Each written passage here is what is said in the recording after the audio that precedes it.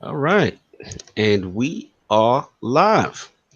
Welcome to the Iron Lords podcast, episode number 70. Damn, 70, y'all. It is another glorious Sunday, and we are back at the round table on the Lord's Day. Don't know where our special guest is just yet, but hopefully we can figure this thing out, man. Lord, sorry for getting the realm. But of course, we have the four horsemen of gaming, those usual suspects at the round table. My co-host with the co-most, my brother from another mother, the difficult game conqueror, and the how of the young wolf. My man, Lord Addict, how you doing, sir? What's going on, you guys? Yeah, man. What's going on? You sound like a rough night at the office, man. You was at the bar last night. What's going on? No, I ended up playing Divinity till like 5 in the morning. I figured. We- Yeah, You said Divinity 1 or Divinity 2? the first one. I That ended boy. up got that getting- reference copy. I was about to go at you. No, actually, I have a mini rant on that. Oh, we gonna get into it? Okay. How is a game going to be in game preview and be Mhm. $60? Mm. I don't understand that because the game is finished. Like, why would it go in preview on Xbox when it's finished elsewhere? What?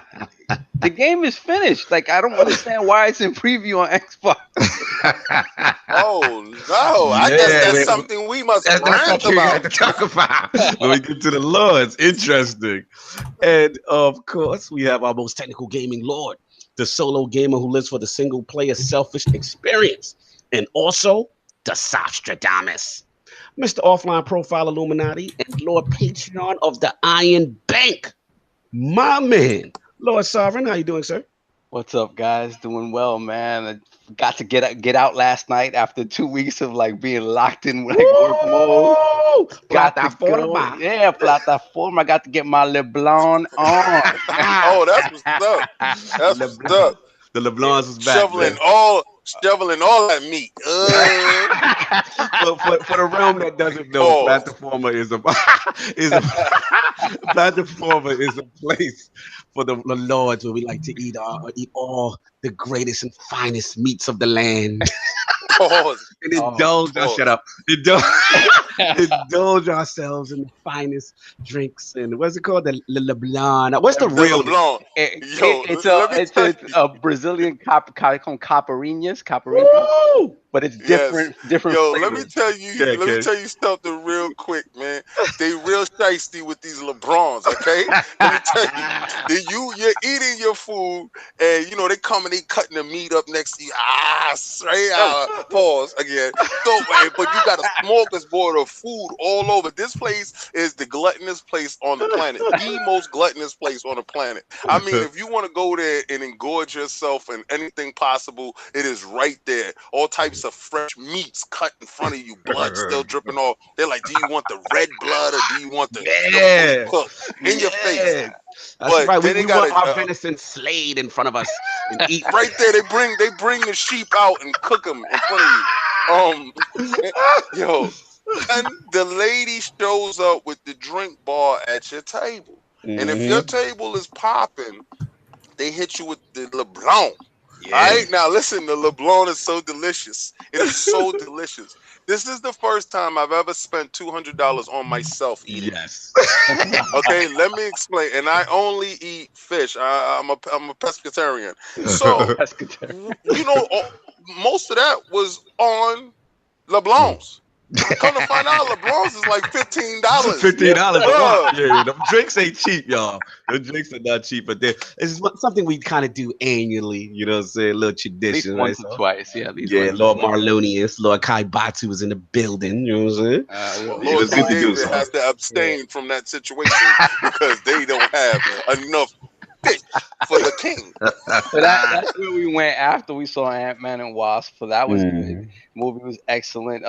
Funny, nice Mhm. change of pace from Infinity War, and Mhm. then the gut punch. I'll leave it at that. Yeah, we'll leave it at that. You know what Yeah, I'm saying? We won't spoil too much, but make sure you see it. It's therapeutic you post got Infinity War. you What's got up? one more week to see it, and then we're gonna blow it up for you. Yeah. So real quick, I wanted to say something real quick on Go the for it. Patreon stuff Yes, because sir. since our last show, we've gotten 4 more patrons, and I don't want to wait a month to give these guys their thing. So I want to just real quick go through it. Go for it, Lord. First off, Lord Whiskey himself, Corey Leidick, thank you so much, brother. You're such an integral part of the Iron Lords. Thank you for the support, brother. That's amazing. After that, the PlayStation bra. That's what's up, man. Shout out to the bro. Support. Thank you so much, bro. I'm so pissed that I haven't met you yet, but I heard you're an amazing person. Thank you so much. Lord J. Fonz, always in the building, repping the Lord. So thank you so much, J. Captain Neutral. What's good? Yes, sir. And last but certainly not least, Lord Optimus Cole coming through. Real dude. Repping the Lords. Thank you so much, brother. Really appreciate the support. You guys are amazing. Absolutely amazing. This stuff is fantastic. And just thank you so much from the bottom of our hearts. And then real quick, another Lord. Lord Snail Killer himself, Diago Padrão. Yes, sir.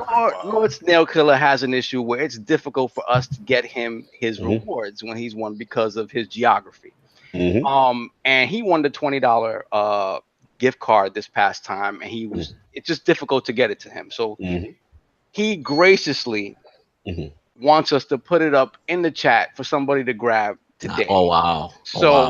So guys, thank you, Lord Diago Padrão. That is amazing. Selfless on your part. We really appreciate that. Absolutely. So guys in the chat, look out for a code later on at some point during the show. I'm not gonna say when it's gonna drop. It's gonna be in there. So you gotta be fast. Salute man. Salute to Diago, man. Good dude. And definitely shout out to all the Lords of the Iron Bank. They protect us, they protect the realm, keep us financed, to keep this thing going. That's what's up. And of course, we have the Incredible Hulk of this, aka the Excess Gamer.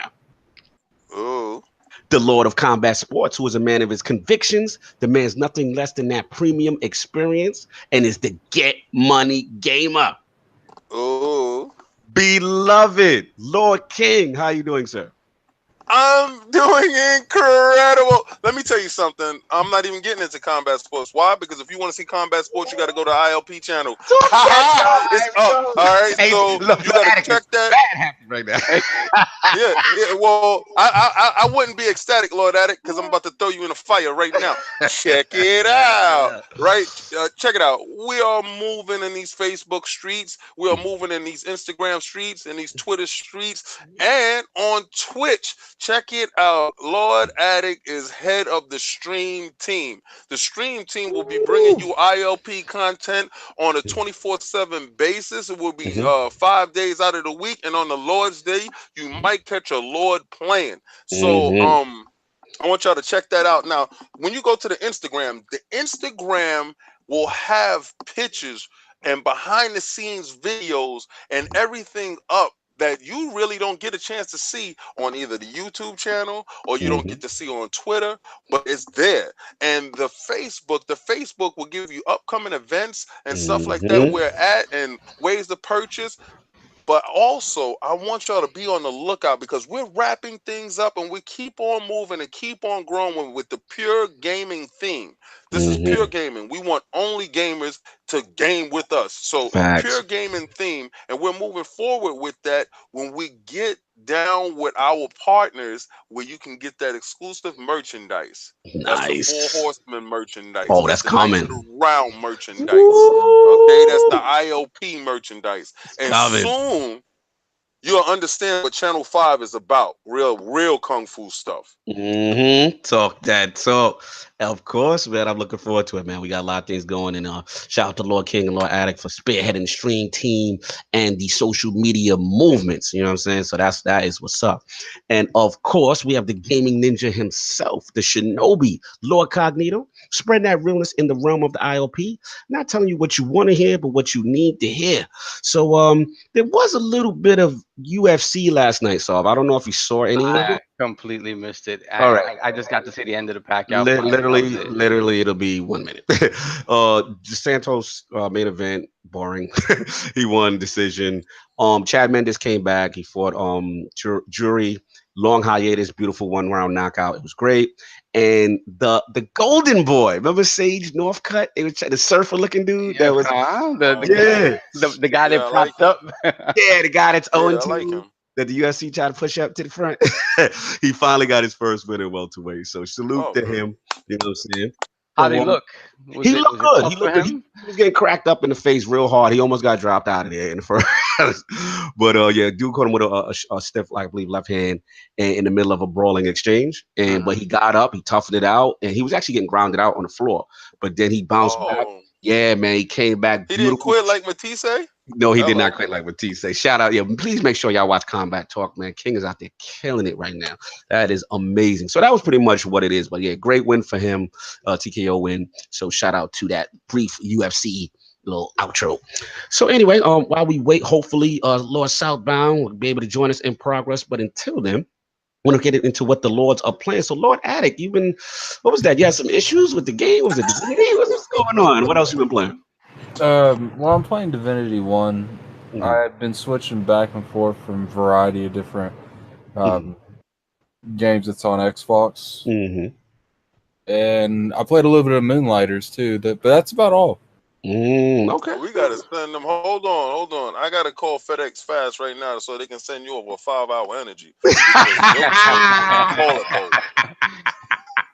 Not about it today. You had a hard 90 night in the degrees in office. my room. I've had a hard night in the office, man. No doubt. Lord Saul, what you been playing, man? My PlayStation or Xbox has seen no burn in the last, like, literally have not been turned on the last 2 weeks. Just work crazy. So it's been all madness. Switch business. Woo! And so to that end, they've been raping my pockets, bro. That's Switch. What So- you been playing on Switch? I picked up the Hollow Knight. That is a fantastic game that should have gotten the burn that it deserved last year when it came out on PC. And it just didn't happen. And now that it's out on Switch, you know, it's an ideal sort of game for Switch. People are reviewing it now like it's kind of a brand new game. It's kind of crazy, but Switch always get that like brand new unfair treatment, like when it comes on their platform. Exactly. So it's a fantastic adventure. Y'all got backward compatibility without being backward. So I got that, and then I told Treasure Tracker, which is I did not play on the Wii U. And by the looks of that picture that King put up, neither did he, because that game was in the wrapper. Game was in the wrapper hard in the wrapper. But okay, also, well, my joint, when I purchased it for my Wii U, and my Wii U was downstairs when the basement and stuff was getting done. So I actually forgot about that game. So when I was going downstairs to play my Wii U the other day, I was like, oh wow, this just came out on Switch. Look at that. What's funny is that I thought that game was only digital. I didn't even know they had a physical version on the Wii U. No, they got physical for it, yeah. Okay, so beyond that, my game of the year contender. What game is this? Bomb Chicken. No, what is Bomb Chicken? That sound like our slogan. It's one of those games that I was looking forward to really bad. So what is Bomb Chicken sauce? Please explain this. Bomb Chicken is first of all, the game looks it has that Yoshi's Island art style. So it's real pretty to look at. But basically, it's like a 2D platformer / like puzzle game. So basically, you're a chicken that's imbued with the powers from the Lord above, imbued with the powers to lay bombs, right? And you're born in this facility where, you know, chickens get got. You know, chickens get got. So you've been imbued with these powers to be able to escape and help your brethren escape. So, dude, like, you lay bombs and then you make your way out of this facility. Wow. But the platforming stuff, the cool little puzzle stuff you do, like the physics stuff you do with the bombs, it's really well made. I can see why King David, when he saw it, was like, yeah, this is funny, I gotta get this. Great, like, I didn't buy it yet, but I will buy it. I will buy it. I didn't buy DJ it. Sig is coming at you, Lord. He said, "What is Sovereign smoking?" Listen, DJ Sig been doing it for a minute because he told me he don't eat chicken. I mean, he don't eat fish, but he love chicken though. Yeah. No doubt. All right, so that's pretty much what it's been. It's been Switch That's it. Game That's it. and Bomb Chicken Game of the Year Bomb candidate. chicken. Oh, actually, in some Mario Tennis online. And that Nice. old man is crazy. Oh, Okay. online, yeah? yeah, it's gangster online. No doubt, no doubt. Lord King, what have you been playing, sir? Well, this week I've been definitely getting all my Destiny stuff up. Shout out to Lord Fastback who Yes, jumped sir. inside my chat and we Oh, kicked it word? for a minute. That's what's up. Yeah, man. Love Fastback. That's the part I like. I like the fact that first of all, my parties is always open. So if you follow me on Xbox, or we're friends on Xbox, you just jump in and we talk. We play games. Jumping So, with your what own we- discretion. Wait, viewer discretion is he need a disclaimer addict? That's what he need? Yes. well, What is in that? see, What goes on in that you party? know why? What goes on in that party does not represent what Iron Lords is. Listen, when you jump, it's two different kings, and I'm gonna tell you right now. My kids watch this show. All right, my kids are not in my chat. All right, so knowing that part right there, and Fastback will attest to that. Like, wow, King is really loose. Yeah, he said you said you need to do more of that. Thanks, King. Yeah. So listen, y'all jump in. But what we was doing was, if you're part of our Destiny clan, I run you through your nightfalls. I run you through all the stuff that you got to get through. We run people through their raids. Shout out to Lord Hot Monkeys and Death for actually finishing the raid for the first time. We took them through the raid. They got it done. But I was Man's playing. doing God's work. Oh yeah. That's the Lord's Yo, work. that was serious. But I played a couple of Wii U games, like I said. I'm not gonna really get into those because there was really throwbacks like Donkey Kong Country and all that. I played this game called Technomancer on Xbox. It is 60 frames per second. It's in Game Pass. It is 60 frames per second. I think it's native 4K. I don't know, but the game is like some sideshow game, and it has me entranced for it's like a super B game, like you like B movies. If you like B movies, you're gonna love this game. Like it's fun, and you see the flaws. You see what they was trying to do, but they work their own little mojo. So this is my little project that I'm playing. But if you want to check out a good game that looks really good, Technomancer. Technomancer. All right, check that out. No doubt. How much is it? How much is it? Put me on. Well, this is free in Game Pass. Oh, I don't know about Game Pass now. Yeah, Oh, now we can look it out. We can check it out now. Okay. Now you have my check attention. it out. The question is, King, that Lord Cognito really wants to know: is it on the Switch? Oh God. No. But If it is on the Switch, it's at 380p and it's like 10 frames per second. I'm gonna be real with you. I know y'all tease me. I always get the Switch ports of stuff, but with Game Pass out, that changes things. Like free is undefeated. Yeah. But in my mind, it's free. You know what I'm saying? But yeah, man, for me, it's been Destiny 2 Crucible all day. You know what I'm saying? So it's been the Iron Banner. You know what I'm saying? Shout out. I gotta shout out some Lords right quick, man. Shout out my Lords. Punk Dish Gaming, always in the fridge and Crucible at the heavy. You know what I'm saying? Taking the heavy, making himself look extra good. Nah, real talk. Punk Dish, he's a beast. He's a beast, man. And I was definitely had a lot of fun. Well, it's easy to be a beast when you shoot rockets at people. Nah. He's nice. You know, because there was a couple matches where, because like it'd be funny when the heavy spawn and like you see who's chilling at the fridge waiting to cash out before it goes. I need to start using that heavy more. I literally never use heavy. Ever. I grab it because I don't want them to have it, but I would never use it. Oh, you're bugging. That's probably why we lost maybe a few matches.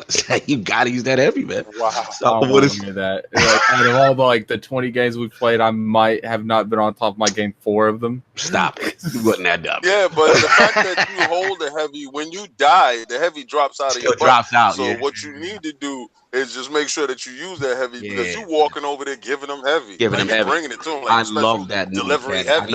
I know a lot of people don't like it. They feel so much heavy, but I just love the fact that, like I said, everyone has it. I mean, that it spawns quicker and that it rewards the skilled player for killing, that person who has heavy by giving them heavy. Love it. Damn, I sound like I'm a Flash player. Right?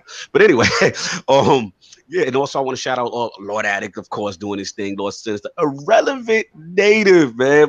We was getting some sweaty trials on. Shout out to him, man. He was like, yo, y'all got to work on your call outs. And I was like, you know what? You're right. And we started improving. So shout out to shout out to Irrelevant. And of course, Lord Mooch was in the building. You know what I'm saying? Which was, yeah, Iron Banner was lit. Attic could tell you. We was in there. You know what I mean? Jay Fonz was teasing his Guardians clothes. So his clothes game, he got to step that up, man. He was looking a little sus out there with a chest piece. But other than that, he was fine. You know what I'm saying? That was a good run. And yeah, man, had a good time playing a lot of that. As far as Switch, I'm still on my Banner Saga grind. I'm trying to get that out because part 2 dropped, and then they just put part 3 is going to be coming on the eShop. So I got to get these games done. Had a lot of fun with that. And another thing, Lord Solve, one of my classics, favorite of all time. Another World dropped on the Switch. Oh yeah, that's right. Yeah, I saw that. You know, Max Sharuma. Remember that joint?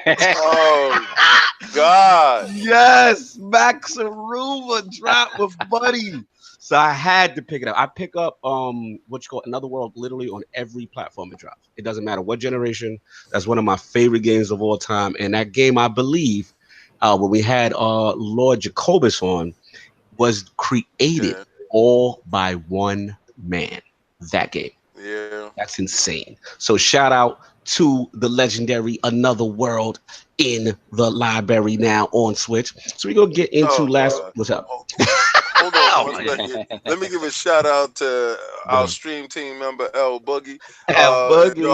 Yo, like, follow, subscribe, follow her on all platforms. Please make sure that you do that because unbeknownst to a lot of people, she's one hell of a PUBG player. Oh yeah, she gets busy. I've been between the streams. I'm trying to catch it.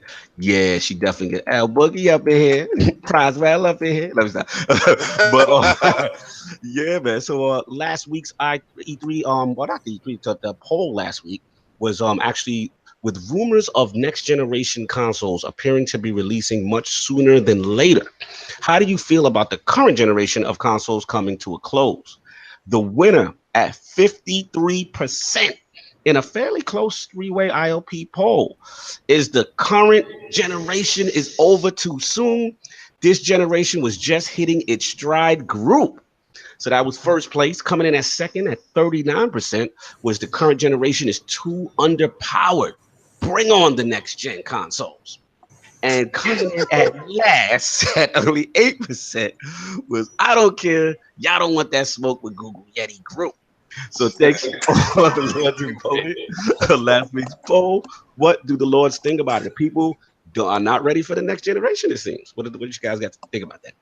Start with Attic. Attic, what you feel? I mean, it's whatever. If they don't want it, then they don't have to buy it. Like whatever. I love when he says that, but if they don't want it, they don't have to buy it. They can sit here and play on the Xbox One like they played on the 360 for 8 years before the Xbox One came out. No doubt.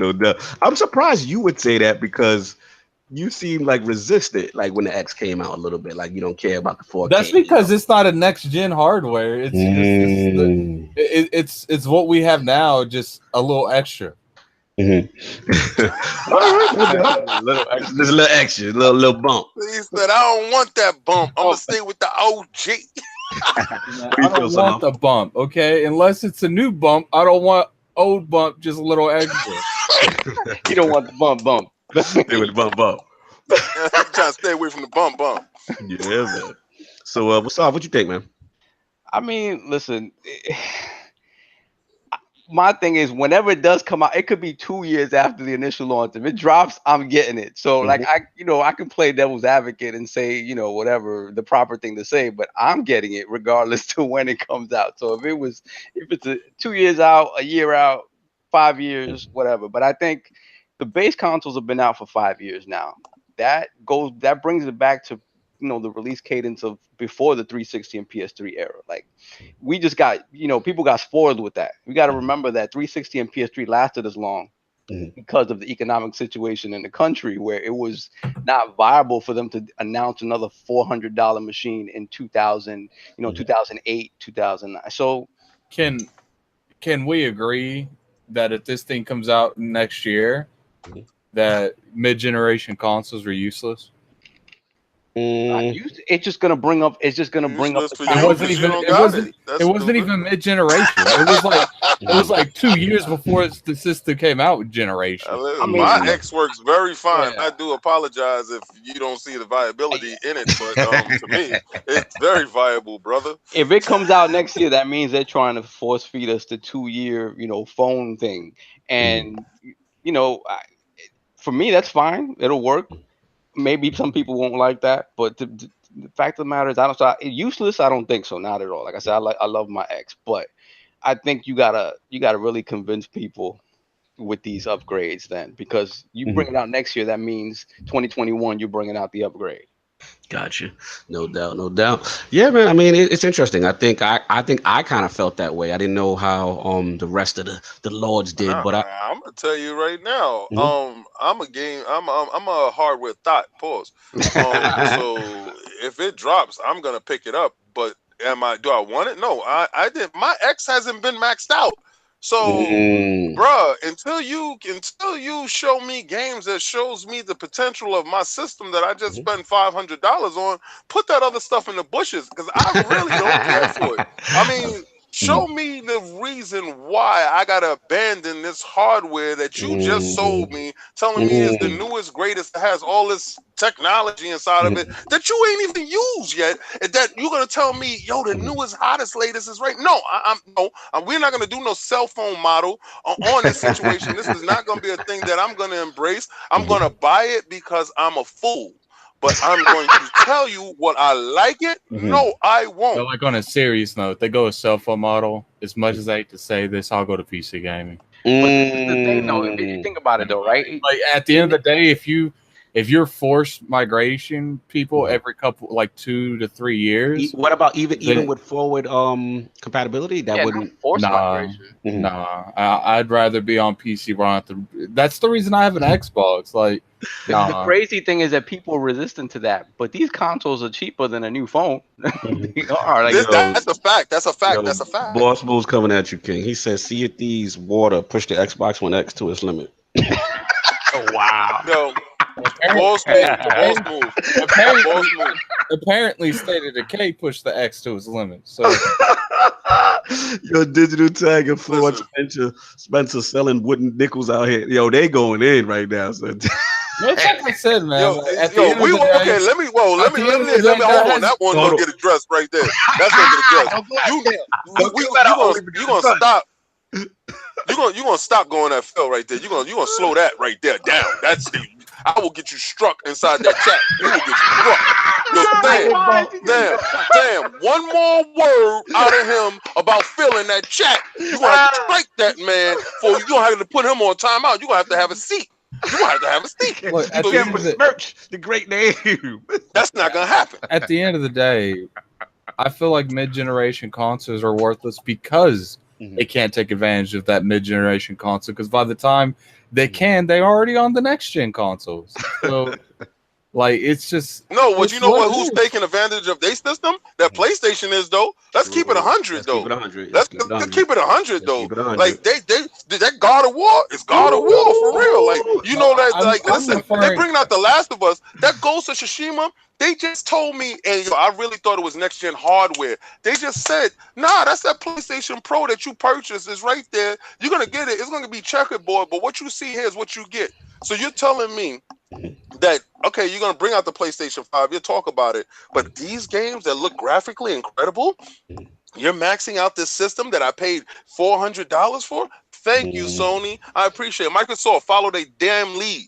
All right, because you did not show me right now. Stop with the Forzas. Stop telling me the Forza is you don't want the Big Mac large fries in the No, I care about the Big Mac large fries in the shake. He's just talking about Forza. He just means the Big Mac, not the small fries. Yeah. But all right, I want y'all to really think about this. If Forza cars look like the cars like when you walked outside and saw them in the street, like if it really was photorealistic, Sony is pushing their system to the point that it's incredible, right? Microsoft is telling you that we have more power than this, but I don't see it. So when I see it, then I'm going to move. So right now, to be honest with you, I'm more inclined to buy a PlayStation 5 ahead of an Xbox because of the fact that they already maxed their joint out. Yeah, So let's go on those to the devs, next man, joint. those engines and those devs, we got to give credit, man. They definitely really maximize. You see games like Detroit, you see games, you know what I'm saying, like God of War. It really looks good. Yo, Jonathan B, you got to stop. Checkerboard gang. Yo, you got to stop, Jonathan Yeah, I B. don't care. You Well, really then got to you need stop. Microsoft need to checkerboard their stuff too. Then you I need think to checkerboard that too. So Get we got about that. I Lord don't care how editors, you and do it. he says the way Witcher 3, Wolfenstein 2, and more play on my X made it more than worth it. I'm fine with the mid generation upgrade, especially for Xbox since the base GPU was so weak. Salute, Lord editor so in the building. so a $500 con purchase is worth 2 games. Gotcha. Nah, it's more. Mm. We got more games than that, but you wouldn't realize the upgrade because you're not there. Mhm. Like that's like me telling you how a Ferrari feels if you're driving a Pinto. Okay, You then can't understand what I'm talking about because you're getting All to right. the same place I'm that I'm getting confused to. how you're gonna tell me that when you were just raging about 30 seconds ago. No, but I'm this. Addict on this one, because here's the thing though, like, because technically we were laughing at Addict for not upgrading, right? When during the X, we were like, oh, Right. what's And going on? now they So talking now he about kind of got the next last year laugh on us already. because technically No, there's he don't another got the system last coming laugh on, because coming he's up so still quick. falling through buildings in PUBG. No, he does not got the last laugh. How? I've Like so, when he flies in PUBG, he's still mean to loading tell in me- last. Hold He's up, still hold falling up, through hold up. buildings. No, So you mean no, to he don't tell got the me? last laugh. No, you mean to tell me that buildings are different on No, the it X is. than the right there. No, He's it telling is. you it's a you problem. That's what he. No, I Yeah, would say this. wait, I So you you know mean what to tell me? Simon just You said? mean you mean to Wait. tell me the donut shop that's on the block is just not there, but it's there on the X. Yep. All I'm saying I is, gotta see Addict. Oh, proof. oh, Addict. I know, Addict. I This is got a fact, though. question. I got there's video footage, and I saw it with Sinister. We were playing PUBG one time. Shout out to Lord Sinister. The buildings weren't even loaded in yet. It looked at like clay models on the screen, and I'm like, Yep. wow, there is a difference. Shout I out gotta to ask shout Addict out a to question. Lord Stinger. He said 4K buildings to fall through. Shout out to Stinger. Yo, Oh my God. let me, Addict. Do you have a 4K television? Mhm. No. Then your system fits you. Oh, Okay. Mine fits me. Well, next You year understand? we're all Like buying I the same actually. shit, so you can. No. Now, that It's you not get the that same 4K? thing. Yours got a Vaseline screen, and mine is very crisp and clean. Well, So you can take that no, Chris it's clean because we all play the same shit next year. listen. There's no reason for you to upgrade to a PlayStation 5 or a new Xbox. How They is that? 4K. Why So you trying you to keep need to him stay. behind? You know, he got to stay in this generation where it's not 4K, and it's okay. It's okay. But the 4K is really pushing 4K. They talk about 8K, and you ain't even get to 4K yet. So where was listen, I understand. first off, I need to I see understand. these documents that you've seen on the next X. Go to Digital Foundry. Go to Digital Foundry. They got all the documents that you may need. So they have videos up there of running games on the next generation hardware that haven't been announced. So Addict, Let like, me tell you. That's off. so Addict, like, Hold on, I'm waiting for D to show me this link. if the X It's called Digital Foundry. I see that you do not go there. So if the X becomes the base console, right? Everything's forward compatible. Will you get the X and hold on to that for a minute? You think that? No, they're not leaving it. They're not leaving it behind. Like, no, they won't. They're not going to leave it behind, but they're not going to make it the base. They're not going to make it next generation. Because when you have the PS5 coming out and it's got a way better CPU, and they're pushing out games that have way more advanced shit when it comes to on the CPU side, then Xbox is lost. But what I mean by base, but then they're gonna leave the low PlayStation 4. They're gonna leave the PlayStation 4 in the dust. This is what you're saying. So you believe that the PlayStation 5 is not gonna be backwardly compatible? I guarantee you there's gonna be PS5 exclusives. I guarantee you that. Now let me ask you this, Addict. Do you think that the so you don't think there's gonna be backward compatibility when PS5 drops? That just what you're betting on? I don't think they're going to. Sony hasn't showed me one thing that they're doing shit like that. Not one thing. They've came out multiple times and said they don't need that. Look, they're being the most anti-consumer this generation. They feel like they don't need it. It's possible. So, we got to see how this thing plays out. And you got to look at it from the standpoint, like people be acting like they just started research and development these. They started doing that 2-3 years ago. back when they really didn't need it, and before even I would say if I would have put a number, I would say they probably started working on it around when the original Xbox, not the Xbox X, when that started. That's when they started the PS4, the PS5. Because if you want my honest opinion, I think the X was just a prototype of next generation. Interesting. Phil said they were talking. Was it Phil or was it Mike? Mikey Bar? It might have been this guy that left Albert Pernello, who said when the original Xbox One came out, they already had in mind what they wanted to do with the X, what they wanted the X to be. Right. Like, whether they had specs down or not, no. But they knew that was coming, and they already knew they were doing the iterative thing. Right. Go ahead, King. Aaron, the reason why we talk about visuals so much is because visuals actually push the industry forward. Visuals is exactly what gives you that pop. Let me explain first, Attic, before you go into your whole tirade of playing these little indie craps. Visuals do not push the industry. If anything, visuals are holding the industry back. Okay, so visuals is holding the industry back. So visuals, I swear to God, if God of War would came out with a 2D bitmap, you wouldn't have purchased. But let me get to the point. What I'm talking about because the immersion, because of the visuals. Oh, it's very in between.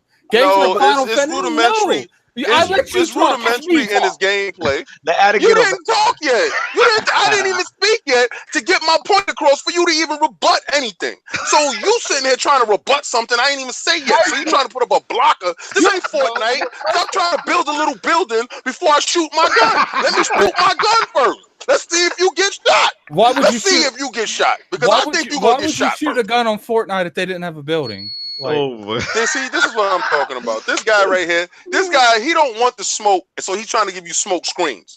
Listen, man. I'm gonna tell you right now, visuals is what pushed the industry forward. Nobody we were talking about The Last of Us if it didn't look good. Nobody we talk about Ghost of Tsushima if it didn't look good. You don't know nothing about the gameplay. All you see is the visuals, and you're like, oh my God, this is the next level. So let's start that part right there. Gameplay comes when you get a chance to touch it, but what brings you in is the visuals. Right? So that's why we talk about visuals, Aaron. All right, that's my point. I was answering the chat's question before you jumped up with your whole "let me stop him now" crap. Stop it. Go ahead, Attic. Let Attic get off.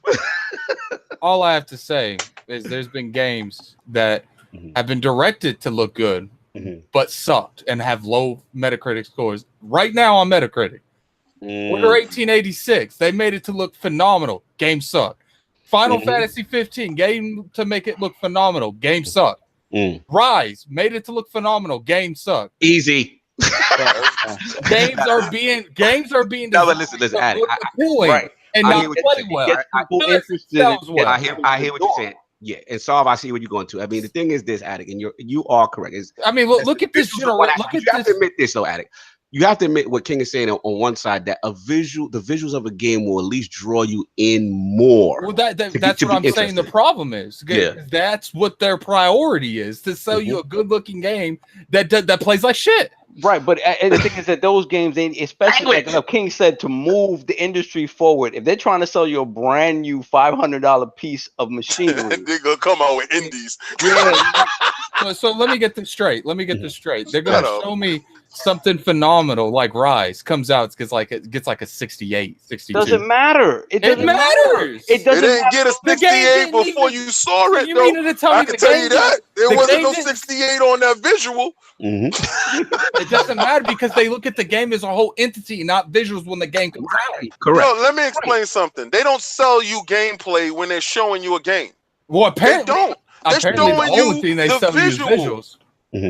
Right. So why are you acting like this is not true? Maybe you have a problem with the industry, but stop acting like. Look at the features. Okay, listen. I understand what you're saying. What you're saying is you don't want the industry to be based solely on visuals, and I feel you. All right, but it's very hard for you to get across gameplay in that point and click type of thing. People's attention span is very short. So if it's not something that draws them in, you won't hold their attention. Believe in that. I think it's easy to. It's hard to show frame rate. I've seen It's you hard get to- up I when we literally- watching something and I've it don't sold- look good. I've You're not sold- about it. Yeah, that's facts though. Because shout out to You- Gigi, because I remember when Ark came out and you was like, "Oh, look how I look," ew. Mhm. And you was like, "I'm And not." Ark You is kept saying incredible. it looked like a No, slideshow. It looked like a slideshow. That At was the your end of the daddy. day, Come on. at the end of the day, You're what talking out both sides of your when it mouth. comes You're doing to the Don games, King to us. Let him finish. Let him finish, King. Let him finish. I got you. what other new features have we seen in games this whole generation?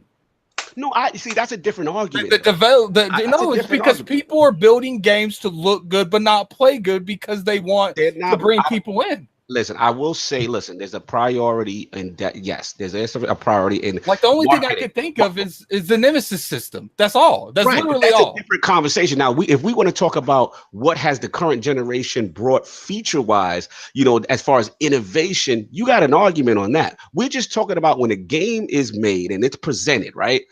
You have to admit, if something looks phenomenal at a press conference or a trailer preview, that's what kind of draws you in first. Then sometimes the other games, like an indie game or something else that may not have that kind of visual punch, you find out later, wow, the gameplay is really dope, and then the word spreads and then gets out first. But that type of game, the second game I mentioned, it's hard to compete with the first game that just looks phenomenal off rip. You kind of understand what I'm getting at with that? Because you're not wrong. I'm just talking about as far as what lures a game around, entices a gamer to kind of follow a game. You know what I mean? You get where I'm going? Yeah, I understand. Yeah, It's just I mean- like I said, like Mhm. I'm tired of games being. Mhm. It's like I brought up Final Fantasy 15 earlier. Mhm. Like it's like they spent the whole system, the entire budget on making the summons. No, I feel you, and that's where you have an argument that some of these companies have lost their way as far as maybe an over focus on it, and I get that, and that's where maybe you have your frustration as generated. But damn, this topic went long. Shout out to Lord Aaron Summers, he got us going. He got us going. We got to get into these topics, man. Let's do And it. don't apologize, Lord Aaron Summers. That was fantastic, man. We love banter like that, so it's all good. Please chat. We love that, man.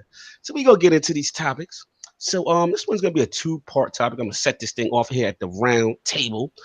Start with part one. So it seems that the MPD analyst, our great friend Matt Piscatella, is in the news again, Saul. Friend of the show. Friend of the show, of course. And yeah, man. So it looks like he's got his predictions going out right now. And he, even though PlayStation 4 has maintained the #1 spot for MPD, basically this whole generation and all year, he claims the Switch is poised to take the #1 position by Q4 of 2018. That he says not only November, that chip is still out there if you want to eat it. we could chip it right now, but y'all scared to put that in me.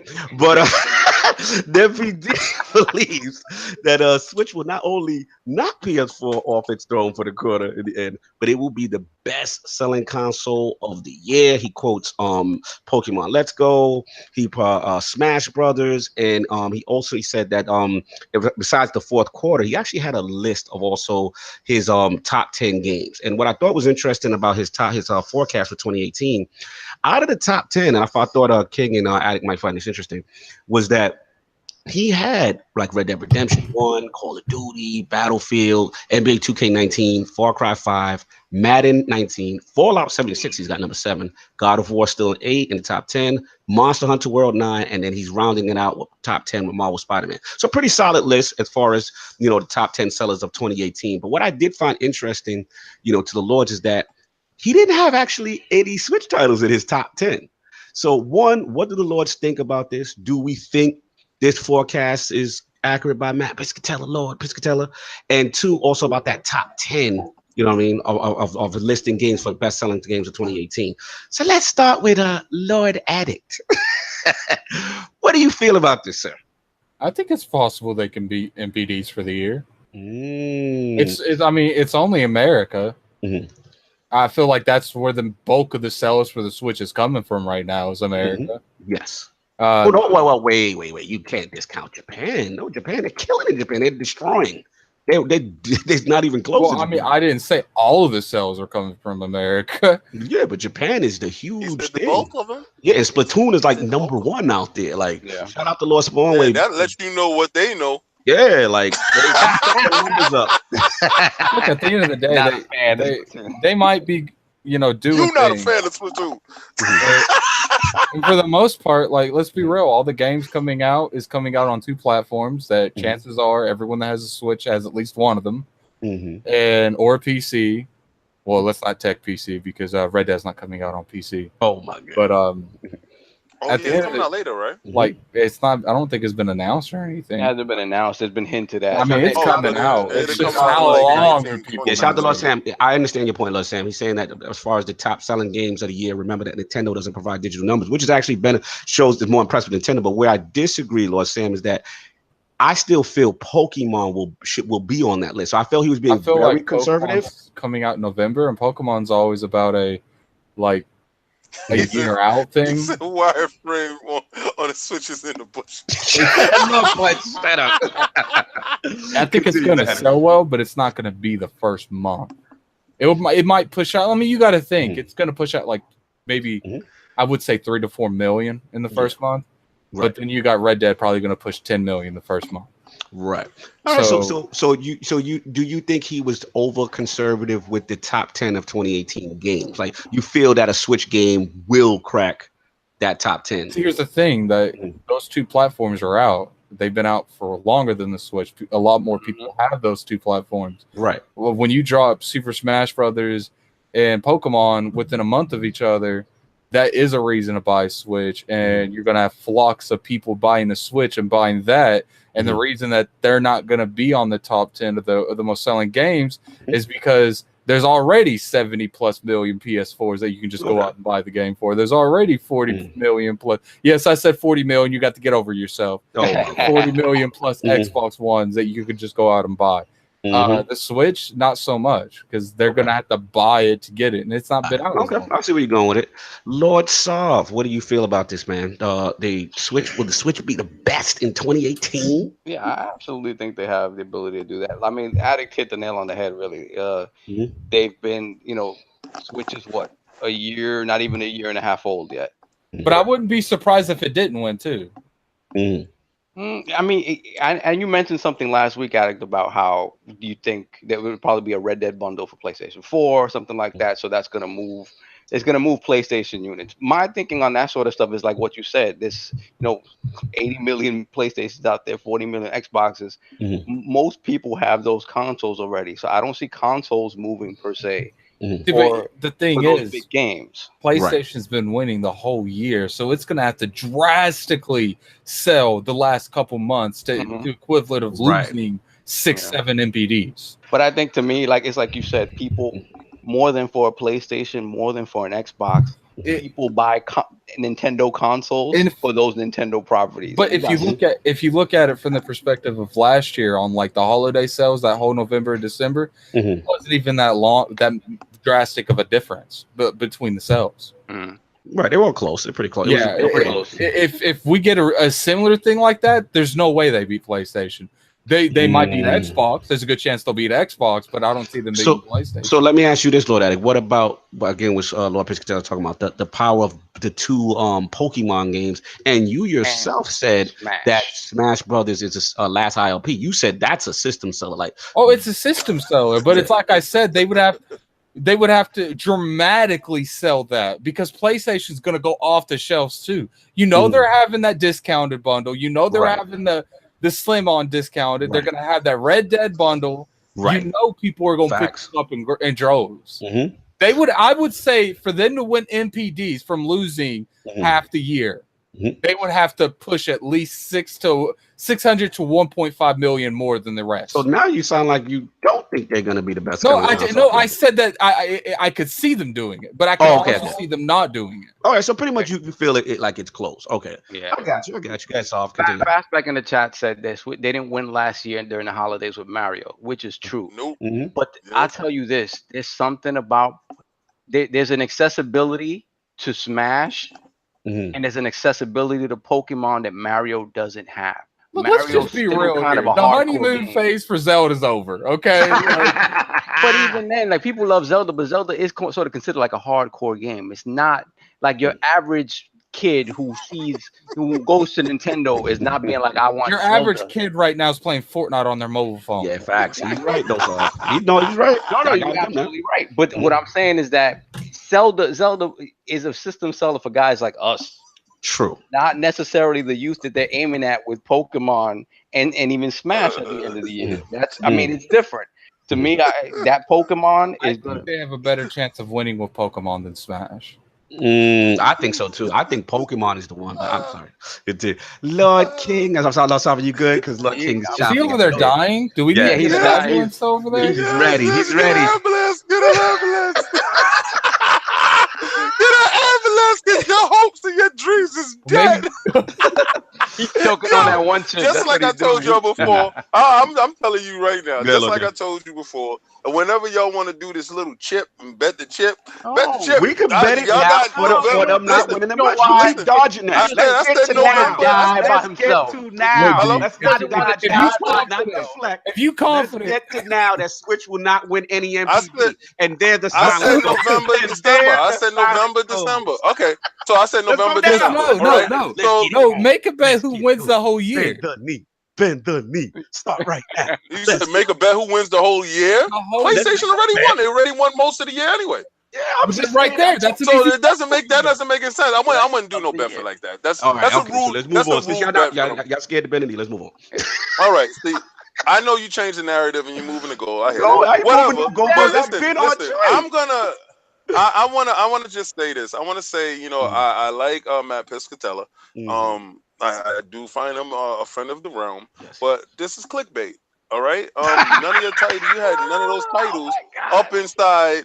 You had none of those titles up in your top 10. All right. So then in your heart that it wasn't gonna win anyway. But so you hoping and praying. Hold on, King. Hold on. Shout out to Lord Sam. That remember Nintendo, they don't count the digital numbers. So that's it. Don't count digital numbers. If that's don't count Sony and Nintendo, Sony and Xbox are counting their numbers. That means Zelda, Mario on MPD are winning without their digital numbers. We can't get into hyperbole now. Y'all got to give it up now. I've been letting y'all rock for a while. What I'm saying is, listen, y'all made your point, right? I didn't make my point yet. Y'all sat there. Yeah, well, these two made their point. Correct. Right? So you got one guy that's saying no, then he's saying, but I can see it though. You got another guy that the pie in the sky guy that believes, yeah, it can happen. I'm telling you, it ain't gonna happen. Facts. All right. I don't care about what they sell. I don't care what they're trying to do. I don't care what is happening with them. That Smash Brothers ain't gonna make it happen, and that Pokemon ain't gonna make it happen. It's not gonna happen. Dead. But you won't bend the knee with it. I'm confused. No, listen, because what he's saying is, all this is not gonna happen. But you know what? All right, fine. Listen. Now. I take that bet. Let's go. I take your bet. I take your bet. Let's go. I take your bet. Thank you. All right. So now that your bet is taken, this is letting you know that I believe Matt was clickbaiting. Anyway, back to what I was saying. I don't feel that way because I know that these the Xbox and the PlayStation Black Friday and the Christmas sales is gonna happen. When the Christmas sales, because they poison themselves to jump over to the next ship. Actually, they're in a battle. And both their ships got holes in it and they're sinking. So what they're trying to do is just offload stuff. All right. So you're going to start getting discounted systems, original OG Xbox, cheap, S is cheap, original PlayStation's cheap. Well, the original Xbox isn't in production anymore. Yeah, well, it's not. So you can get it for basically free. So these things is going to start happening where it's going to make it hard for the Switch. So you say these people that didn't get a Switch yet, right? That want to Switch so bad. All right. So a couple of million here, a couple of million there. I do not think it's going to outpace the other two guys. So even if it's close, and even if they outsell them in software, I don't really believe they're going to outsell them in hardware for the simple fact that they are going to move. I believe Xbox will move a little bit more to PlayStation because there's more PlayStations out there. But I believe PlayStation, because it's in more regions and it has a foothold in bigger markets, it will keep its dominance all the way through for the rest of the year. Okay, no, fair enough. I mean, you're making good points. I'm not knocking that. Get at it because then the biggest thing. First, I just want to address the digital thing. Yes, please. I just Me personally, I just don't feel like a whole lot of people. Oh, buy Addicts Switch World. I on hate digital. this. No, Like- just because you don't do it doesn't mean the world doesn't do it. We gotta stop. I We just got don't. to stop the I'm not letting y'all rock tonight It's with this not- madness. It's No, not the addict because world. Like you don't hit the eShop. even Dizzy Does said in the not mean comment the section. world does not hit the eShop. That is But that's there's false. but I'm going from what we know. Oh, what do we Majority- know? We don't have to look. No, We have the numbers. The you have- digitals are not counted. Can I talk? I'm not letting hyperbole rock Well, this. it's not hyperbole. You won't let me talk. No, but I'm just letting you know the digital sales are not counted. You're trying to tell me I'm not saying Continue. that. I'm not saying that. I'm just saying that I don't think it's like huge numbers or anything. Like that. Why do you not think it's huge? Because you have to have with the Xbox and PS4. If you bought a game, you bought an Xbox or a PS4, you sat down, you hooked that up. You didn't hook up the Switch. So you can at least get that game. No one hooked their Switch up to the internet. The majority of Switch games that you buy digital, you have to download onto Fortnite is completely online. It's the #1 Switch game right now. Oh, but it's not. I mean, come on. Lord Cognito, can I ask you a question? I want to ask you a question, right? If they're not counting the digital sales, right? Does it go up against the MPDs if they're not counting them? It's not on the MPDs. It's physical, dude. So all right. So okay. All So physical. this is what I'm saying, right? Because you're both right, right? You're both. I hear the argument, and being that MPDs is not being counted for this digital, and I believe the bulk of Switch sales is in digital. That's what I'm saying. What Attic is saying, it's a non-factor because if it's not being counted, I don't care how much they're selling. When it comes to this argument about MPDs, they're a non-cipher. It doesn't matter. Normally when you But the argument is also, you see, but PlayStation and Xbox do count digital sales. It's only Nintendo that don't count. That doesn't count. That's their problem. No, hey, I you get that. All I'm trying to say is it just shows how amazing what they're doing is. It's not amazing to me. I feel like it's amazing. like me personally, But they're gimp compared. I Their feel like sales numbers are gimp. This is an unfair. They're still winning He with said one they arm. they willingly One arm clipping their tied behind arm. their back on the numbers being counted, and no one feels this is impressive. No one. This is nothing. This is like, come You know on. what's impressive impressive to that me? Go out there and shack it and just put your numbers up. Do that. Do your numbers. Put those numbers up though. When Microsoft wasn't putting their numbers up, they was getting ridiculed, right? Put your numbers up. Now, Was good. Let's keep that same energy. I'm jumping in. I'm dying over here. Dying. Good. I mean, the lack of digital numbers on the eShop is probably attributed to the fact that the eShop is kind of a mess right now. Like, They probably can't even track their eShop. I wouldn't disagree with you. I wouldn't disagree with you. They probably say how much we sold this week. Oh. No, they're waiting for that $20 a year. Then they'll let you know what they're selling. Listen, like I said, I just disagree. I'm gonna jump. I just disagree with this whole nonsense that digital's not being counted. You know what I'm saying? But you could reverse that if there's no actual. No tangible things that you can put your hand around to know the numbers. Can we agree if there's no tangible thing? Can we agree that it's what's being tangible? There's more to add to it. Can we agree that? We can agree that. I didn't say that we don't it's know how much impossible. it is. I didn't say it was impossible. It doesn't matter. If there's I just said me personally with the downside quantity, and then you add an unknown quantity, that is more than the known quantity. Yeah, right. You're right. But if they don't announce that, that won't be used to get in the NPDs. It's not. Wait, say that again. Repeat. But he's right. He's right. It's a stalemate. Ain't no stalemate.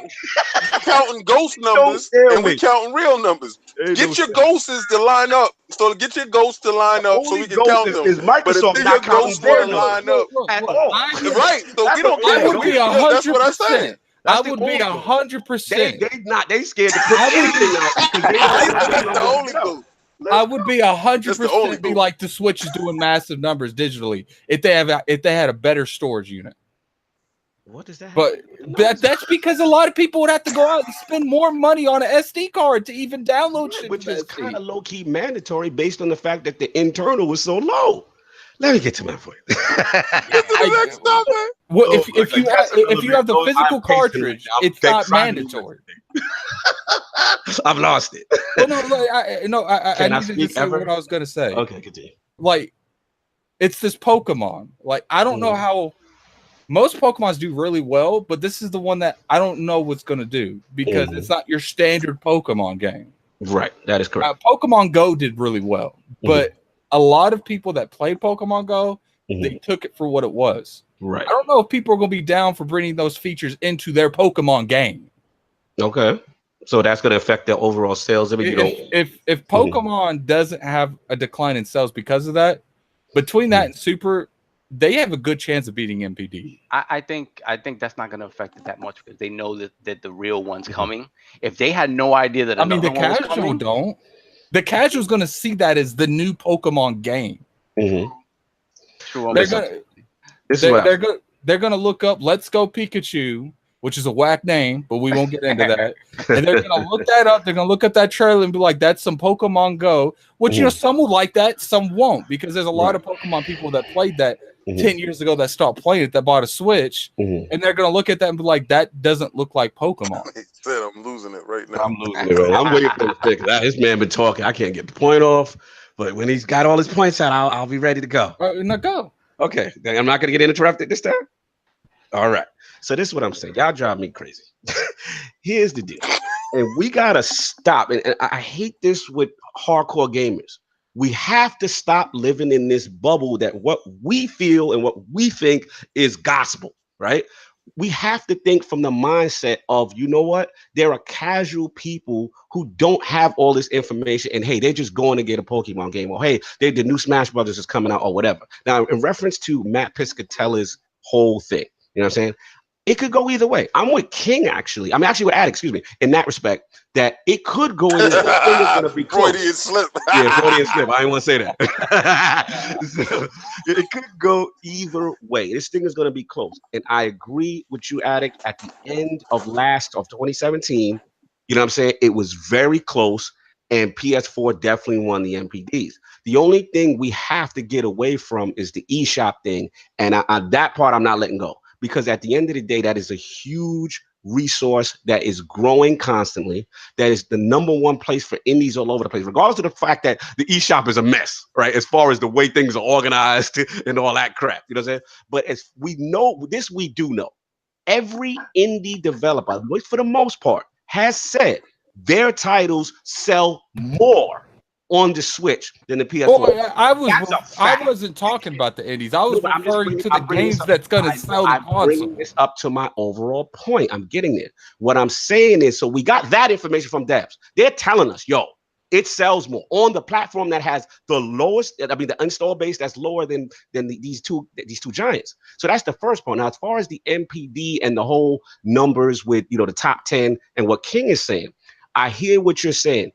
Well, Red Dead, what's the other one? Call of Duty. Those platforms are not on the Switch.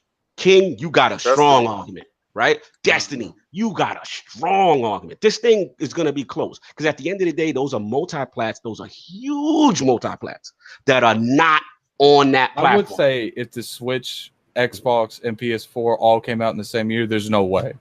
But I feel like the Switch has a lot more ground to make. Yeah, and trust me, I'm with you on that. The thing I think, though, at the end of the day, is when it comes down to you have the big ones, right? You got Pokemon. Regardless to, whether, people view it's going to be the kids' game, that name in itself carries tremendous weight. We've got Smash, which you yourself said, Addict, is a system seller. Those are the two that I see Matt Piscatella really riding on. And those two, I agree with him. You know what I mean? And I think he's being. They're not in his top 10, though. But remember, they're not counting digital sales. I think that's a factor. We can't say that's not a factor for two of the most hugest games on the platform. We can't ignore that. I feel what you're saying, right? Mm-hmm. But the reason, and this is the only reason why I have to call bogus on his claims. Okay. And this is the only reason why. Mm-hmm. If you claim that, right? If you claim that you feel that they're going to win the end of the year and they're going to win the end of the year because of these two games, right? That's exactly games, right? Mm-hmm. Why they're not in your top 10? And I understand. when he starts to break down the top 10 he put up is strong. I Mhm. think Those are Pokemon strong should be in the titles. top 10. Right. Yeah, I'm thinking, okay, if you're gonna make his argument, Mhm. at least include one or two of them in the Mhm. top 10 to Right. push and fortify his argument. Right. Listen, that's the only part of his forecast that I'm in agreement. I'm like, okay, let me see. I look at the digital aspect, I look at it not. Now, even so, in 2017, which was kind of the year of the Switch, we had games like Destiny win NPD. We've had games Right. that were not on Switch win NPD, but still Switch won console NPD. That's the part y'all forget. But Right. but I don't think you most can. Solve has jumped on ILP is like, yeah, I don't. that's But console. here's the was thing I this, will say. But the game was that. Remember, I- Solve? Here's Yeah. the thing I will say. So we can't say that it's a So he's direct a correlation that because the game is in the top 10, And that doesn't mean the console. So I we think don't- Here's I the thing think I will say. Like, I don't think you can really count the first year consoles out compared to consoles that's been out for years. okay. Because It Because is. actually, That's the it's going to competition, win though. just about every month. But but you can also say it's unfair to the Switch that has come in late to the game with established consoles, and that's the other thing y'all not But we're counting. talking about console sales, not software sales. Right, and it's coming to the game late. It dropped in what, March of 2017, didn't it? I feel like Yeah. last year it was It's already a behind the given. eight ball by two Yeah. dominant I systems. think look, I think those two games are Mhm. going to push console sales to the point where it could definitely supersede the sales at that moment for I think it's- PlayStation. Now, what I'm saying, But I my think thing it's- is the proximity of Mhm. these games to the end of the year Mhm. doesn't give them a lot of time to get up there in sales. Like you're talking about, I got a counter for that though, Soft. We also forget that some of your this is one thing Xbox does well. They put a lot of their things, even though we get mad at them, they Right. put a lot of their things in that third quarter / fourth quarter and generate the most revenue a lot of times because Right. they're dropping it in that holiday season where they know everybody got money and everybody's coming out. You know what I'm saying? To go get something. That's all I'm saying. And here's the other thing that y'all not gonna like. The other forecast is that by quarter 2019, the Switch will have most likely have passed the Xbox One in overall I console don't care sales. about that. Y'all can't ignore that. Like that Well, is. my That means thing they with started that 2 years is, late. They started behind, yeah, no, and y'all I tortoise, feel, and they the hair and blowing past. I We mean, no, I can't ignore feel that. that. I really And don't I'm care. gonna keep the same And I know energy you I keep don't with the now. PlayStation guys. I'm gonna keep the I same never energy with came the out and said I PlayStation cared guys, about the That's the sales. argument. and I'm just don't care about sales because I don't play sales, Right. No right? doubt. So I don't. That aspect is cool. Mhm. But remember what I said. These guys is like they're on to the next. Like they're literally on to the next. Right. And these Nintendo isn't. Yeah, So Nintendo's in. their marketing power and their stuff like that. Their games, honestly, and I told you before, Mhm. all these games you're getting is Wii U games. And when you're gonna start getting your Switch games, Mhm. I believe at the end of this year, beginning of next year, the last Mhm. game is Smash Brothers. That's the Mhm. last Wii U game. Mhm. And then everything after that, I will believe will be pure Switch titles, and you're gonna Mhm. start seeing that change where Mhm. graphically they look better. Right. They have more implementation with the controllers, Mhm. play Do you- better. Mhm. Yeah, Do you guys think the E3 might have hurt its sales for the holiday? Well, I E3 think definitely that hurt the stock. Stockholders. it was a three storm. It was a three Mhm. wave storm. The Kraken switches, Mhm. the too much on the Smash Brothers. I Mhm. said it, and the fact that they didn't have enough of those big bang ticket item titles. Like they really just stayed on the Smash Brothers, talked about the Pikachu, and didn't have another like smash hit type of game, like an adventure game to go with the system. So I but believe those three factors hurt it. Mhm. I think how the do you best explain the thing. sales doubling in the week after E3 though? How do you explain that? That's the If thing. there's a Yeah. negative, it means I that can't explain them still surviving, period. So if you're trying to there ask you go. me how the hell they working in these streets, I don't know how they That's working in the these streets. anomaly. When you That's putting the out anomaly. subpar games and these games is actually selling, That's I what don't I'm know how they saying. doing I it. told you, So you're man. We gotta talking to be me about careful them? as gamers because we look at graphical fidelity, we look at all these things, and in our mind, we're like, yo, I'm not getting a Switch for that, or this, that, and that. The hardcore is like laughing at this, like, how is this happening? But the sales keep reflecting, like you said, right? King is like, how is that? Casuals is out here buying it. So Yeah. listen, when I go upstairs and my kids is sitting there playing anything that on us, they play that Switch. If you see my Switch on, they're playing it. Okay, if they're playing Mario Kart, they're playing digital stuff. Listen, I don't really purchase anything. They're playing all these party games. They're looking for that Mario Party. So I don't care what nobody says. It's selling to the casuals. My kids, my son is hardcore, but my kids is casuals. So they will get anything for the Switch. The Switch is nice. That us hardcore. Can we at least admit that? Man, we're the minority. We're the minority with that. It's like he I never said that. I said me personally. I can't have a personal opinion. I get attacked for having a personal opinion. You are the hardcore. And the hardcore is the vocal minority. That you don't understand. I only speak for myself. I don't speak for Johnny. But you gotta look at things with a bigger perspective than just yourself. But I only speak for myself. Why would I care about Johnny buying a Switch? Because that affects the overall MPD numbers in this argument. That's what we talking about. We're going on theoretical numbers that don't exist. The numbers is all right, but Addict is going to say they're going to pass in 2018. He's the numbers guy. The fact that their point is valid in this. They switches are moving. And I don't really believe the hardcore. I believe the hardcore already brought with Zelda and everything. That bang that we had in the beginning, where they sold like 10 million really quickly, I believe that was like the hardcore that was like on it. Everything after this, I believe there was people that was waiting for Switches to become available when they got a chance to get it, or they're gonna pick up a game here, they're gonna pick up a game there, and they want to get it for their kids or whatever the case may be. I believe that the casuals is pushing the market like they did with the Wii. All right. They have this casual market. If you don't want to believe it or not, they're dropping 30 indie titles a week. I've never heard of that. And ever. And let's for the record, a lot of these indie titles are digitally only titles that are outselling PlayStation and Xbox, digital but no one's physical. Buying on the eShop. When I was digital numbers. Can you let me talk? I'm rebutting what King is talking about. When I'm talking about physical and digital, I'm talking about the actual games you can buy physical at the store, not the digital games that's only released digital. Obviously, the only digital games you're going to sell.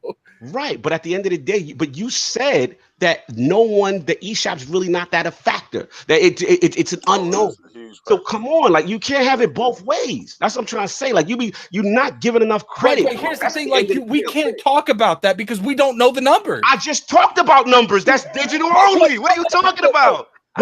I'm talking about physical games like Zelda. They're first-party games. That's what we're talking about. No, we're talking about MPD, which is a combination. The games in November that we're saying is going to sell the system. Come out on both. Can I talk? Come out on both. That's Super Smash Brothers and Pokemon. They are both. I'm referring to those two games. Okay. Do you think they're going to sell more physical or digital? What do you think if you were to put a percentage-wise on physical and a percentage-wise on digital with we don't have Pokemon? The information. We don't have the information. But that's my point. Why are you coming at me when you don't have the because I'm coming at you because you discount the digital I'm not discounting. Yes, I'm just saying I don't think it's high. Yeah, and I'm telling you, and then I'm showing you information that we have. So how are you going to come at me? I'm showing you information that we have. We do. So where's the numbers? I'm going to tell you. There's a bunch of. You want me to pull up every developer? I want the first-party titles. Hold on, let me finish now. You want me to pull up every indie developer because I could come up with a spreadsheet and send that to you that have said our titles. I'm talking about the titles that sold the Switch. Come out on the Switch and has outsold the Xbox and PlayStation counterpoint. I can give you spreadsheets. So let's try to act like Zelda? Information. Where's Mario Kart? I want those. The system sellers. You see, now you're changing the argument again. It's not argument. That's what it's always been about. You're changing the narrative all the time. At the end of the day, Addict, you're changing the narrative. I'm not talking. You're changing. Yeah, please don't, because you're not making sense. At the end of the day, you're changing the narrative. We have to stop acting like just because it doesn't apply to us, because we don't like it, or we don't think, when we don't have that information, we have to start making broad statements. That's all I'm saying. You're just putting words in my mouth. I'm not talking is anymore. a You're big just putting words part in my of mouth. sales that are not included in MPD. You're And just putting words in my mouth. All I'm saying is MPD, at the end of the day, still doesn't count that, and that is a disadvantage to the Switch. That's all I'm saying. Right. And for you're them to do what they're doing, and you not giving credit, to me, it's fraudulent. I'm gonna be. I mean, it's whatever. You could call it fraudulent. It's like they're the one-armed swordsman, and they out here killing people with one arm. No, this doesn't matter. Whatever you want. Until I get the numbers, it doesn't matter. The games that come out in November and December are games selling. It's like on the caliber of a Zelda. But the people are buying indie games because they're only digital. Obviously, I'm talking about the games that are physical. The games you go to the store and buy. Those are going to be physical. If I were to give a percentage, it would be 70-30. See, I can't go. But we all off topic. Let's go. Let's get into it. At the end of the day, that's hyperbole. That's hyperbole. I mean, we're gonna move on. We don't. None of us don't have the numbers on digital. We don't have. We're in muddy waters. We're in muddy waters. Let's get out of this. Okay, moving. Let's wash off. Let's wash off. Moving along, the fun part of the topic would be what's going on with Switch crack-a-lacking. So it's been found out. Nintendo Life did an actual percentage. It looks like 20 over 1,000, so about 20% have developed cracks in the plastic around the fan exhaust of the Switch. So what's going on? It looks like it's the exact same crack at the top part where the vents are, and this looks like it might be a recurring issue with a couple of people saying 20% of the base. And a thing that's interesting about it is it's the same space, and not only is it in the same space, but Nintendo hasn't been actually cooperative. You know what I'm saying? And they've actually been saying almost like it's an accidental damage thing. And users in the UK, Nintendo guys in the UK are pretty much saying that it's over like 100 pounds, you know what I'm saying? Just to get this thing, fixed. So one, how crack-a-lacking is this issue? Do we think this is like a major issue? Do we think it's overblown? Or do we think we have almost like a red ring situation? So let's start with Lord Atticus speaking to me. What do you feel about the crack in the Nintendo Switch issue? A bunch of people can't take care of their shit and they blame Nintendo. Fair enough. You think it might be just overblown because of the 20%, or do you think we might have like a Red Ring situation like 360? Look, I've seen a Red Dead problem. You don't have it. Shut up, man. I've seen like one or two videos. If this was like drastic, I would be seeing the no covering it. I would be seeing random channels being popped this stuff up. It's a small percentage cracking. No, it's not a small percentage. Actually, it's a huge percentage. Nintendo but I haven't seen this being covered really at all. Yeah. Because you can suppress a lot of information when you want somebody to win. Look at something. It's not stopping systems from playing. That's the problem. You see, if it was stopping systems from playing, it will be widespread. It will be popping up, but it's not. But I've seen news that's smaller than this blow up.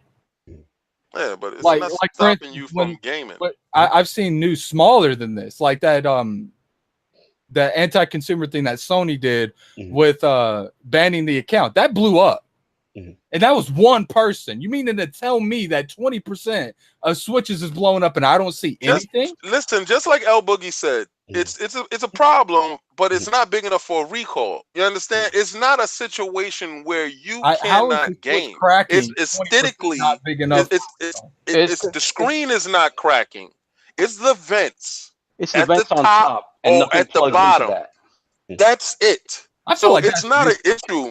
I had to look at my system. I'm looking at my system. Are you cracking? I looked at my system too. I don't have it. I looked at the top. I said, "Are you cracking?" He said, "No, I'm not cracking at all because you don't use me." I said, "I could. Cool. I got you." So the thing is, these people have heavy usage. They're outside. They're playing their system, and it's wear and tear. I believe it's wear and tear on the system. It's not anything. But let me ask you this. We live in a really social aspect. If there was 20% and these were crack, like I don't care how much of a little crack, people are going to be tweeting about that. They are. You just don't care about it. Oh my I God. just don't see this huge. Yeah, outcry. no, go to Reddit. Reddit has it. I've seen it. So This was going to be my topic. This was going to be my topic until Nito put up the topic, and I said, okay, well, you can shoehorn that into that topic. Yeah. That was going to be my topic. But let me ask you this, because it's a big enough issue. Yeah. Let me ask you this, Kingdom, because a lot of this people saying like, you know, with the switch warping and the stuff like that, because I have seen the switch warping where they've shown, you know, we have two issues. We have switch warping and switch crapping. Where if you put your switch horizontally and you look at it, it's like uneven, and a lot of people are saying it's a heating issue. Shout out to my boy from Philip from the Nintendo voice chat. He actually like there's a heating issue that may be warping it, so it could be just something from the dock itself. And then we actually heard about the scratching of the dock stuff. But I feel like that would have happened like a long time ago. Mm-hmm. I don't know. I mean, again, it's been out for over a year. Like, you mean to tell me like now it's starting to bend? Like, I don't know. But I mean, no. A lot of them been bending like early on. I've heard about the warping. Mine didn't warp. I probably got a good batch. I didn't crack or warp or do anything weird. My joint is playing normally. I didn't have a problem with the desyncing of the controller. It was a lot of issues that they were talking about, but these weren't issues that are stopping you from gaming. The moment you stop somebody from doing its intended purpose, that's where a problem lies. There is no problem. I feel like the vents cracking is a problem. I don't think so, because you wouldn't notice. You wouldn't notice these little vents cracking. Okay, like, how do you overlook that? It's minor. It's very small. Not minor. Your system is cracking. You stupid. Yo, you know what's funny is I don't know if you think there's huge vents in the back of your system. I don't know what you think it looks like. I think he stole his switch. I think he stole his switch anyway. But at the top of the switch, look, let's give some visual context here. Let me show what. Show a picture so these people can understand how minute this is, and this is not even an issue. I'm sorry, but if you're just playing something and anything starts cracking, it's an issue. It doesn't sound like it's cracking when you eating it. I mean, like, cut it out. Like, you acting like they're playing. It's like, no, stop it. It's not doing that. Oh like, my God! It's not crackling pop systems. Can y'all see it? Is it coming up? No, I don't see that. Whatever reason, Switch goes bucket out right now. Everything. I mean, it's like I said, if that's happening, it's an issue. It needs to be addressed. Like, you can't purchase. Did it happen to you? Because if it happened to you, then I'm pretty sure that you will be out here screaming from the top of your lungs. But it happened to Tommy that you don't care about. You shouldn't buy a product and I'm sorry, you shouldn't buy a product and it starts warping like that. That's not acceptable. You shouldn't buy a product and you catch the red ring of death, or you catch the yellow ring of death, but stuff happens. Hey, but when you did that, you y'all see it now? Y'all see it now? No, you saw that. You saw how small that was. The crack, like if you look at the what is it? From the right, from the right hand side. First from the right, those the vents. You see those small cracks at the very top. Do you see? What I'm talking about? Is it stopping you from gaming? Look, man, I'm just saying nothing should crack just from. What type of anal retentive individual that has disorder that actually bothers them? That little crack. Who is that bothering? What happens? I want to know who found that crack to make this an issue. What happens if your ex started cracking like that in little areas? My ex don't got those little. I wouldn't know. I don't pick my ex up to run around. Yo, listen. Literally, my ex can fall apart right now. I wouldn't know unless I go to play it and it don't work. Okay. All right, because I don't move my ex. Like I'm like a lot of people. I put my systems there and they stay there. You know who's doing this rapid moving with their systems? Needs to be fixed. Listen, I do think it's a minor issue. I agree with King that it's listen, unless it's stopping me from playing. If it's stopping me from playing, I'm gonna have a big problem. Now, I am sort of anal retentive in that respect. Like I like my. I know you, son. You don't like stuff like that. Pristine. How that shit like stuff like that? That's OCD issues. That's medication. If you got a problem with that, you need medication. That is not an issue. Hey, listen, it's not even crack. Back to my. You realize something like that. Not supposed to look that way. Look, at the end of the day, like, it shouldn't happen. That you can't deny that. It shouldn't happen. Listen, let me jump God. because we all switch. That's ridiculous. Switch always brings the best out of ILP. That's childish. That's childish. How is King defending Nintendo? I don't get that. Because I'm not defending Nintendo. I'm defending the fact that I don't know what person saw that hairline crack and said, "Oh my God, this cannot stand." Like, what is going on with you? Like, I wouldn't know. Yo, listen, the whole back of my system could be off right now. I would not know. Okay? How the hell did he find out that he had a hairline fracture? Did he X-ray his system? What is going on? This is ridiculous. Let your 4K TV start heating up the back and crack and see it. You gotta stop saying cracking up. Yo, you know what it is? He think, you know what? Because he don't got a switch, so he think it's actually making an audible sound. Saying I don't. You gotta switch. Listen, no, but it's funny when I have games on my Switch, King. He think it makes an audible sound, like not the fact that it makes the sound. What's making that sound? It's not the fact that it makes a sound.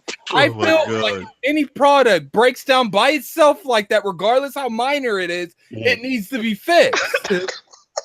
I'm not. You gonna take your Switch to the store for that? I'm not saying my Switch. If my Switch did that, I'm not saying my Switch. If my Switch, okay, did that, no. I'm gonna ask you. If your Switch got that hairline fracture right now, if you look at it right now, and it got that hairline fracture, are you taking it back? Attic is done. He's not talking. Yeah, he don't want to say that. Hell no, I ain't taking it back because you're being anti-consumer as hell, right? Oh, it's okay. It's starting to break down. It's if you brought that to my store, game, that's fine. Okay. If you did find out that your Switch had that, right? I wouldn't care right now. But now to Addict's point, that's fine.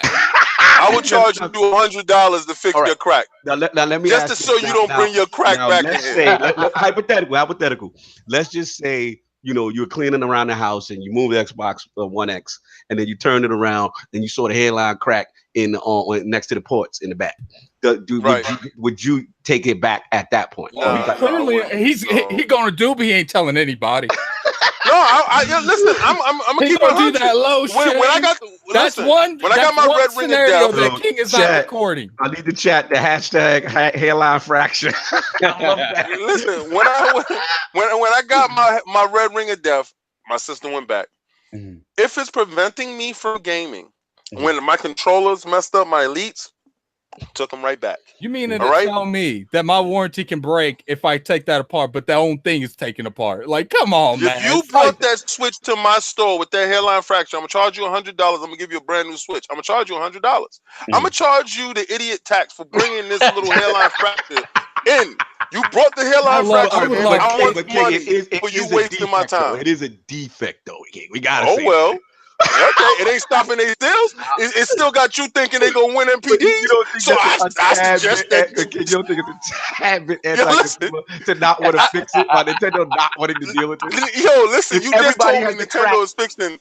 No, but listen, you said Nintendo is fixing it. No, they try. Yeah, they look telling you that it's an accident. That's your problem. That's your problem. Yes. But here's the thing. Here's the only thing I agree with Addict and the people is that everyone's got the crack in the same spot. Yep.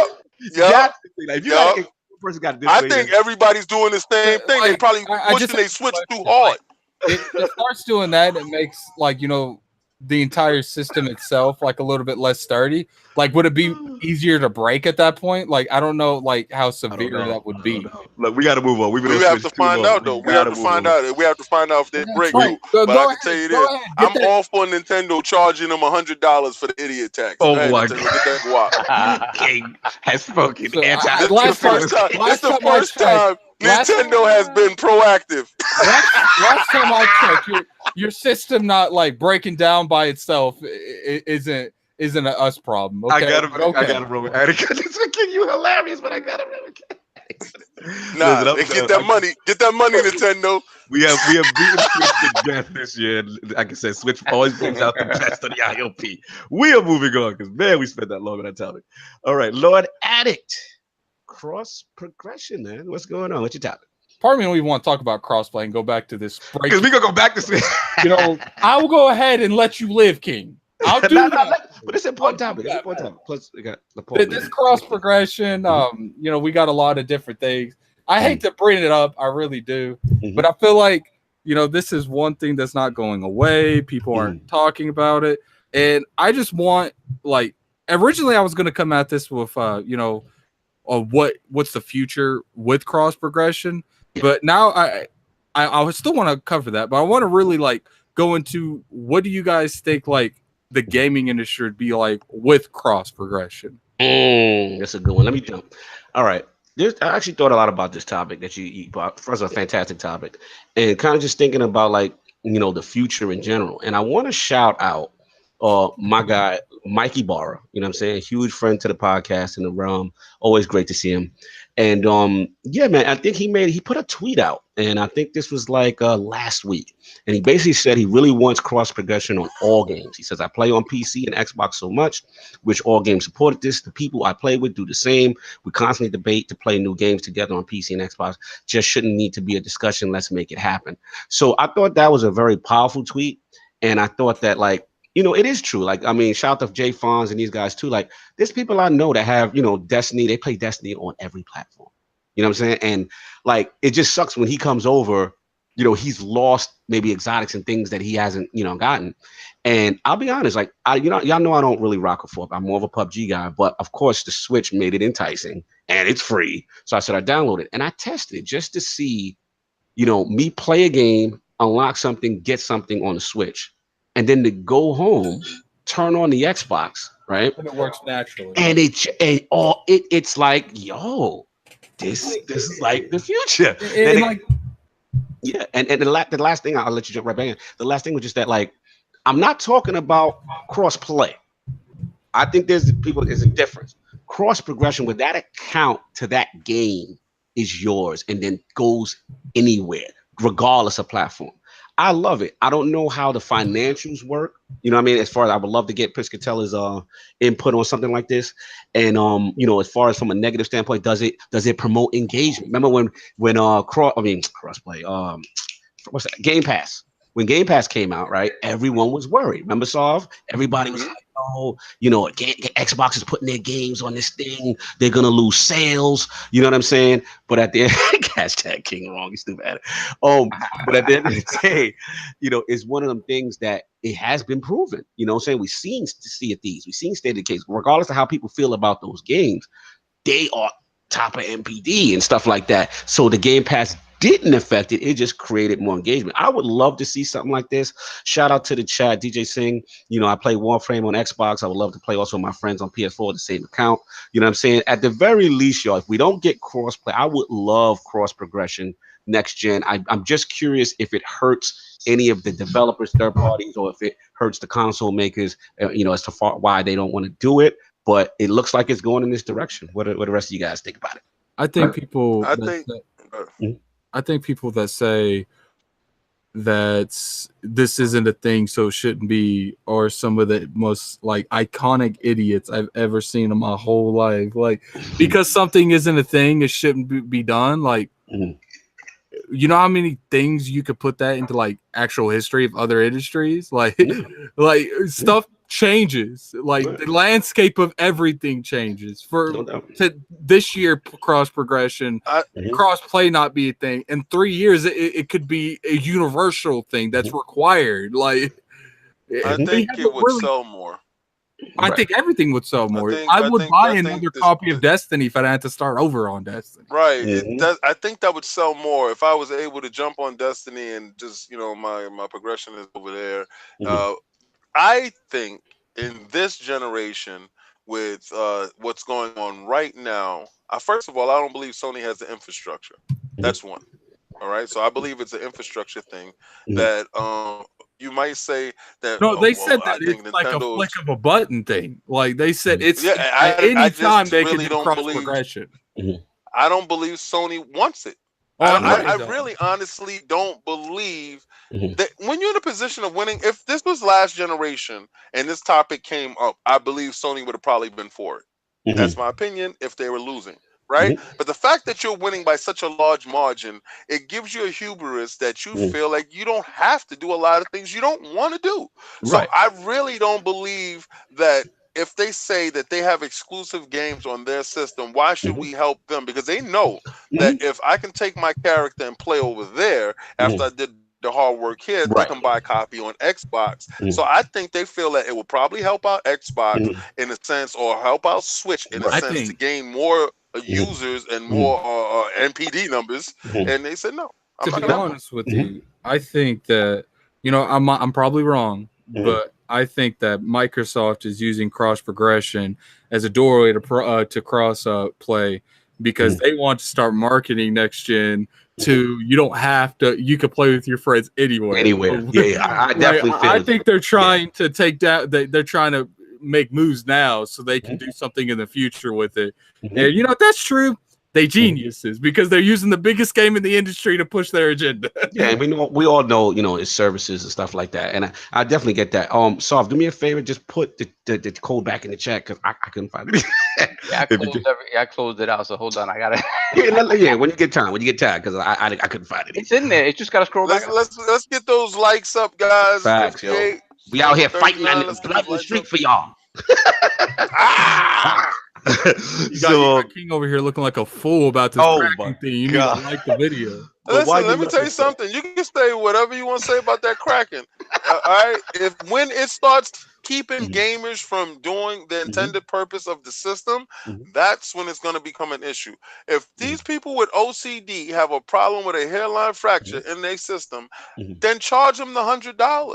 It's fine. Shout out to JD Gaming. He's saying the hardcore author forgets that we are not the first customer of the platform. Holders, the devs are, and because the devs want it and it benefits them, they will go there. So he's saying his argument is that it's dev beneficial, but maybe not necessarily, hardware platform beneficial. That's most definitely, but the devs can put it in a way that consumers can. Right, and it's going to be curious. All it takes is one game doing well, and the sales of that game dramatically increases because of it, and then devs are going to be like, "Yo, we need this. Like, this isn't debatable. This is happening." Right. That's what JD Game is saying. He's also saying they go there benefit the most. The desert will benefit the most. And next gen, when the clocks of the sales resets, Sony had better get on board or get left behind. Saul, was that you talking? Yeah. Saul, you saying code is out again, and we ain't see it. It's blank.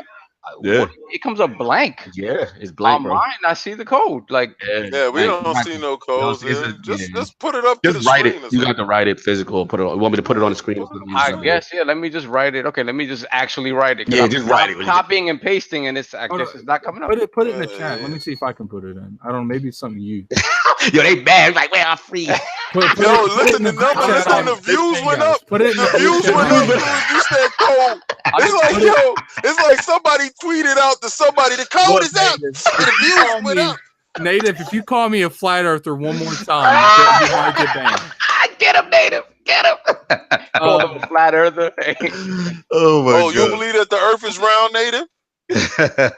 No. What part of the Earth are you on? You on the top or you on the bottom? Where you at with this? How does the water work? How does the water work? From third eye stuff. And you're a round earther. You're a round earther. You believe the Earth is round, you lunatic. Oh my God. Anyway, so you want me to jump in or while you find a thing? I mean, hold on, but I mean, my He opinion. said Lord Fraud. Hold on. 9BQ. All right, he's putting it in. I'm gonna let Soft work. But yeah, and then we'll get his opinion to close it out. But yeah, man, I mean, I think it's the future. I really do. I hope at the end of the day, like they definitely subscribe to it. All right, let's see. Just put it in the Google Hangout chat. Put it in the Hangout chat, man. We'll do it. And then let's let our ad do it. Boss moves, congratulations. Thank you. Okay, boss moves. Trial. That's solid. He said, yo, it only showed up on Boss Move's screen. He's like, thanks.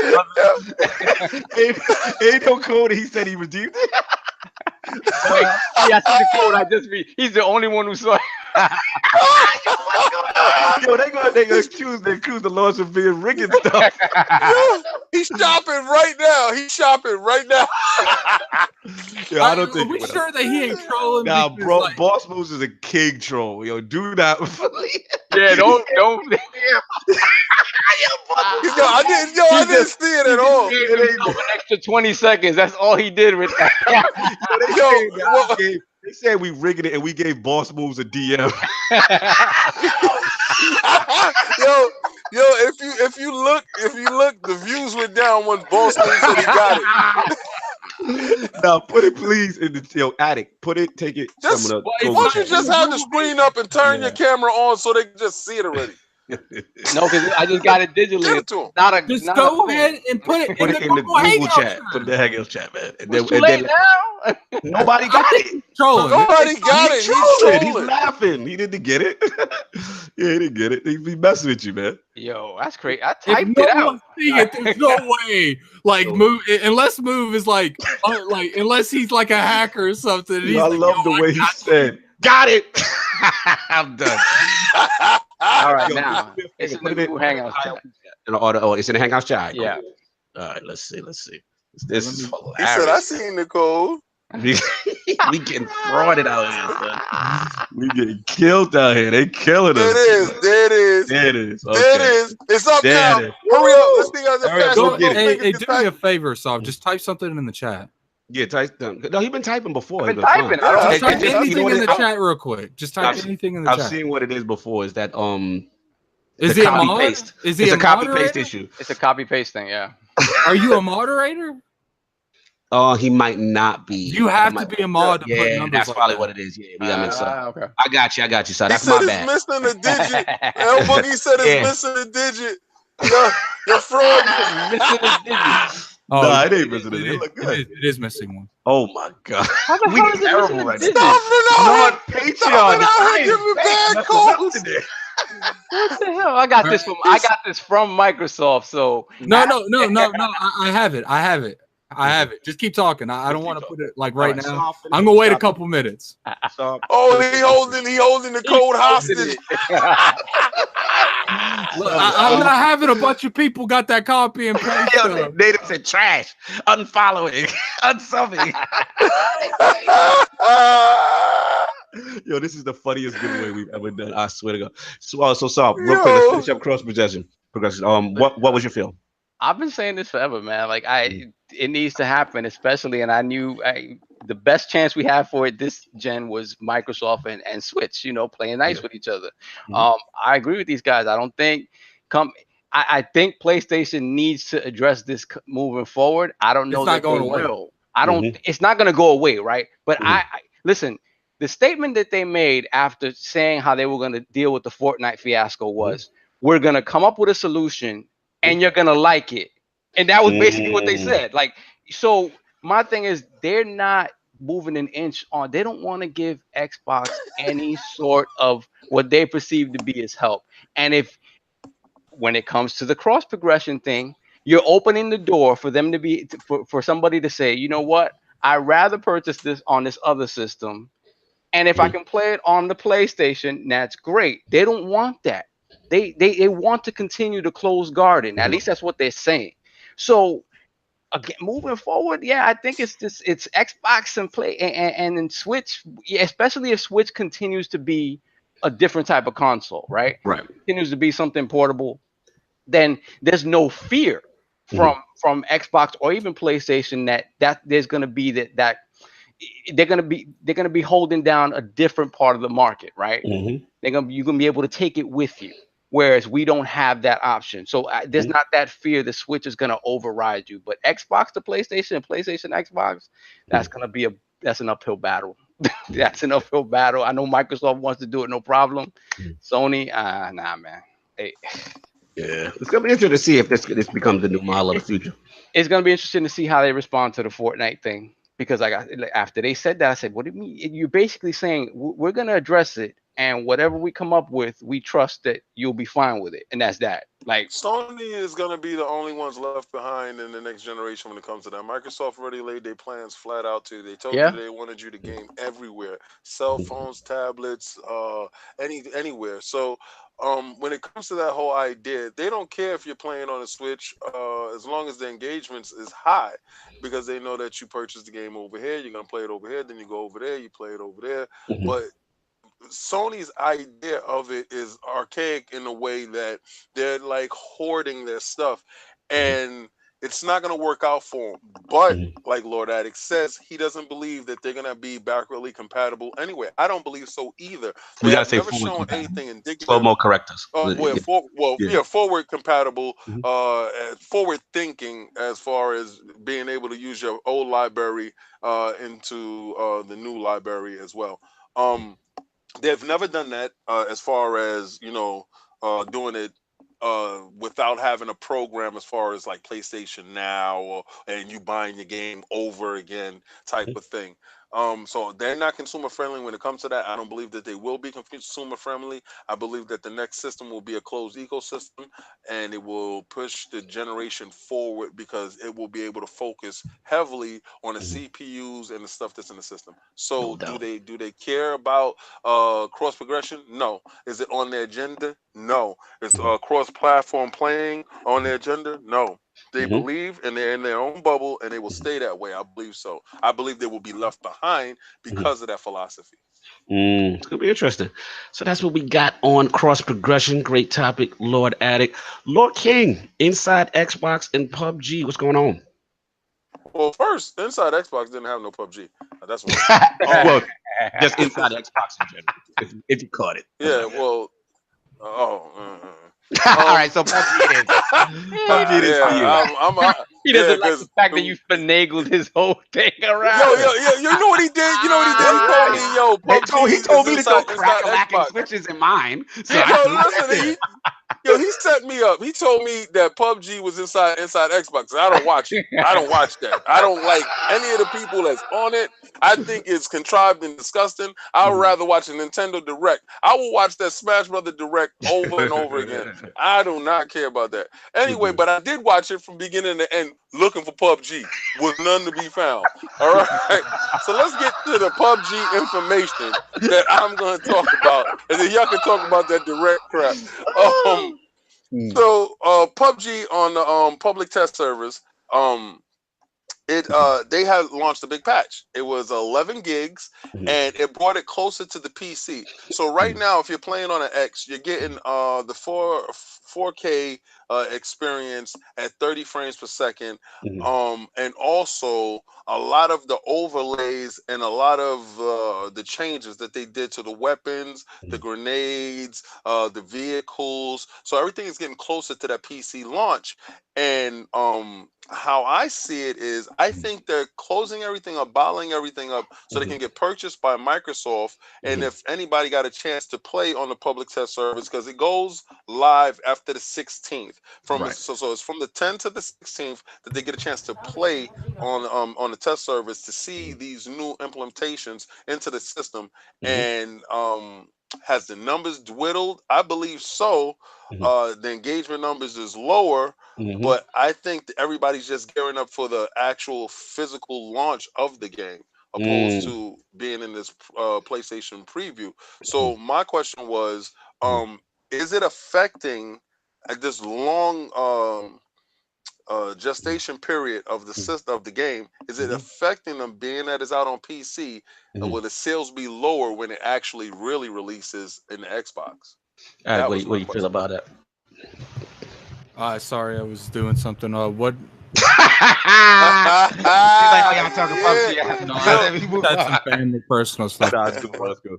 I mean, pretty much you was talking about the latest updates to PUBG, and as far as your whole thing is in reference to the PC as well, King, or just the Xbox Yes, specifically. the fact that it's being closer to the PC version, and It's pretty much this going long the same direction gestation period, Minecraft is. right? They're pretty So close. would that Lord Saab, did hurt you the see sales? any of the information on what you call it, PUBG at all, as far as any of the updates? Yeah, I mean, to me, Mhm. to King's point, to his question, Mhm. honestly, I think sales are not. I don't think. I'm not gonna see scales. Excuse me, sales Scales. skyrocket or go up. Yeah, scales skyrocket. Just because I think the game, it's from where the Mhm. game is right now to 1.0. I don't think it's gonna be such a huge leap that at this point, if you want to play that game, you're gonna feel bad about paying that money to play that game now. Maybe when the Mm. game launched. But you've seen Mhm. the amount of updates the game has gotten since launch. Like they've Right. been on top of updating that game, and we already knew it was going to be on a different like Right. cadence than the PC version. But my Mhm. thing is that I don't see sales jumping and people saying, "Oh, the game's finally out officially 1.0." Right. I don't Right. think the product you're getting at 1.0 is vastly different than what you're going to get after these next updates, like with the snow level and all that I stuff. mean, Mhm. I don't necessarily like. People always try to say like PUBG's dead, but then Mhm. you go on Steam, it's like the third most played game on Steam, Yeah. and then Last time people I checked on Xbox was like number 5, four. so it's still up I there, think it 4 was or four 5. Yeah, yesterday when it's I still checked. up there. I was Like, surprised by that. Yeah. look, like Fortnite's killing it. That's Yeah. definitely. Right. But at the end of the day, it's like the Xbox. You don't have to be first to make money.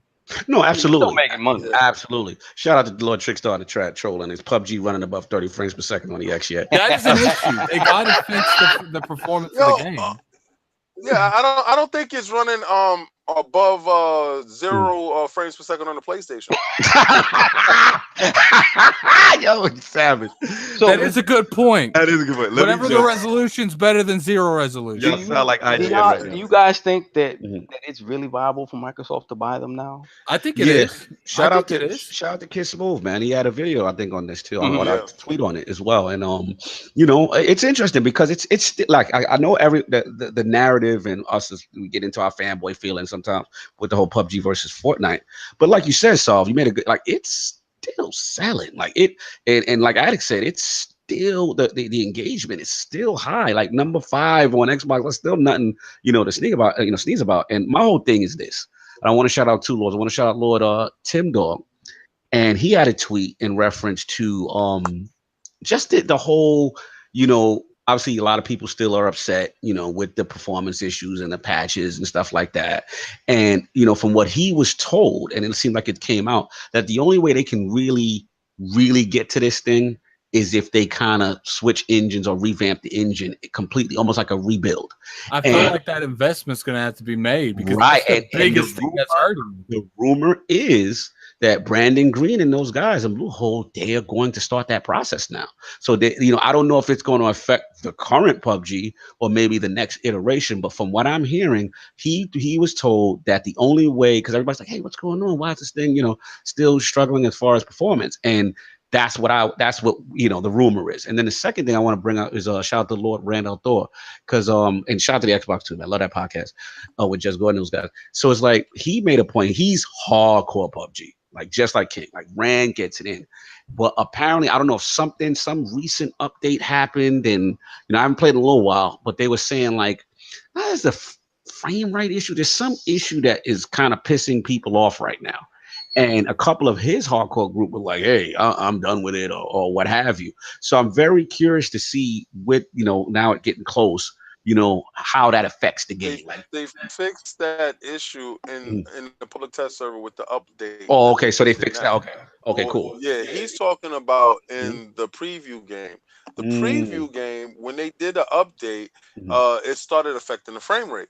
Yes, I that's what he noticed mentioned. it, and Yeah, then right, it became to the point that it was like, oh man, back to this again type of thing. yeah. And then when I played the public test server this week, Mhm, because I went in there by myself, I said, let me see, the updates and all this mhm, other stuff, and it was like night and day, mhm, completely night and day. Because I went back mhm, and played the preview version, and I was like, oh, okay, they need to do this by the 16th. By the mhm, 16th, you get what's inside the test server mhm. up inside the preview game.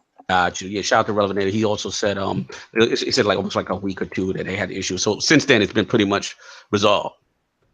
No, Since then. Oh, it's still No, it's still ongoing. the same. It's still the same issue until after the 16th. After the 16th, Oh, it's that what patch is going to gotcha. go live, and then when Gotcha. that patch goes live, it's Mhm. going to fix all those other issues. Right, gotcha. Real quick, I know you're gonna jump on PUBG. I just want to, I know no one wants to talk about Inside Xbox. I'm just gonna make a real quick comment. I did catch it. Attic has a great video out right now. Please check it out on how to fix it. You know, I'm in agreement with a lot of his points. I think that ultimately it's still too long. It's still too corny. And there's some decent announcements. You know, and I'm still happy that it exists. Don't get me wrong. I like that the I'm Dolby mad Vision. as hell you made me watch it. The I'm Dol- mad as the- hell that maybe I read. Listen, maybe I read that text wrong, but I am mad as hell because you said in the text, "Oh, good, the ex." I don't know why you even told me about that, but you said that oh, it can go with the PUBG topic. I was like, oh, so they talked about it in there. I watched that crap from He was beginning referring to to end. Inside The Xbox with PUBG. bro, the Earth Did you Ball, do a little all of sleight that of crap. hand on I in there? watched. Yeah. I set He him up a little did bit. He he? set I him up a got little an bit because he's like hour of another my time. PUBG. I just went a little level Listen, inside Xbox today.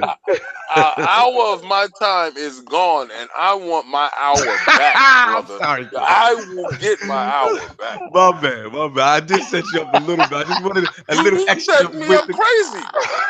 I just wanted. It may have been spiteful because you forced me to talk about that crack-a-lackin' switch in my topic. So I'm like, all right, you would throw that on my top. I would throw this on you. And I watched it blindly too, because I was like, oh no, I go into it blind. And Sovereign put a weird comment that was in like, oh, it's gonna be jokes. I said, you know what? Let me just watch this stupid direct. I keep calling it a direct because it should be like a direct. It should be in the format of a direct, but they want to make personalities. I care Can't nothing stand. about these people. Nothing at all. And I've met these people. You understand? I've met them.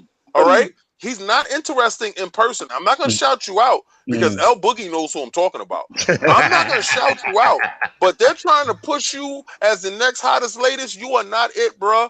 And it is actually, it Wow. comes off as super We corny. here at the It Iron comes Lord off as, podcast. You know? well, they don't dictate that. I met you and it's super corny. So if you can actually be you, maybe it'll come off better. And that's probably what they're banking on, that you're going to turn into you at some point in time. But right now, you're stinking it up and it's making it super whack. And I get so upset. I start watching it with the sound off. Yeah, So shout out it's to Chief. garbage. Let me jump in and then I'll let Addict because I know Addict's ready. It's just that, like, you know what it is for me? I don't like the live format. I think they need to record the show and then edit. That the And throw live. it in the bushes. Yeah. Yo, you stupid. I think that it doesn't work well live. I think that's just what it is. It still needs to be condensed. Like what King said, to me it needs to be a direct format and just boom, boom, boom, boom, boom, get us in, get us out. That's it. Like this live thing, don't get me wrong, the production value is hot. Like I'm not disrespecting it, but it's just like, Lord Cat Just Daddy, because they put baby, what's up? listen, Finally. just because they put a chandelier in the background doesn't make it hot. It stinks. Lord Addict, you had a great video on this, man. Talk about it. I feel like that Inside Xbox is unfairly criticized because people expect like E3 announcements every week, every month. I'm with you. I feel like the majority of the reason this was even created was for Game Pass. I think that we'll see a lot more of Inside Xbox next gen. And I hope not. shout out to Mike Ybarra. He low-key just posted an ILP shirt. Say word. I literally just refreshed Twitter. Sorry, I completely interrupted the podcast, but Mike Ybarra was wearing an ILP shirt. Mike is the front of the realm. That gets love. Yeah, I'm so happy because when I gave it to him, I was happy that I gave it to him. That was salute to Mike Bar, man. Good dude. At the end of the day, I think we'll see Inside Xbox be more relevant next generation. Yeah, I mean, guys, so did you get your chop off with this? Who, me? I'm good. Wow, yo, Mikey Barra, shout out to Barra, y'all. We gotta put this up. This is legendary, man. Salute to the Lord of it. Oh wow, we're gonna have to put this up. Give me a sec. Keep talking, Asaf. I'm gonna get it for you. No, I mean, listen, like, the show. I agree. I don't need to see the personalities. Mhm. Just give me something like a direct. Give me Mhm. the information. Like all the Forza stuff was I don't cool. even think the live thing's the issue. It's the way they present it. Like, Yeah, Mm. it's how they if presenting it, and like I don't like it. I get that they want to be funny, but they're not. But yeah, it's Yeah, not. That's Like, not thank their. you. That's not their Thank you. lane. That's like Mhm. it's okay to have like some funny moments in it. Mhm. Don't try to have them people be funny.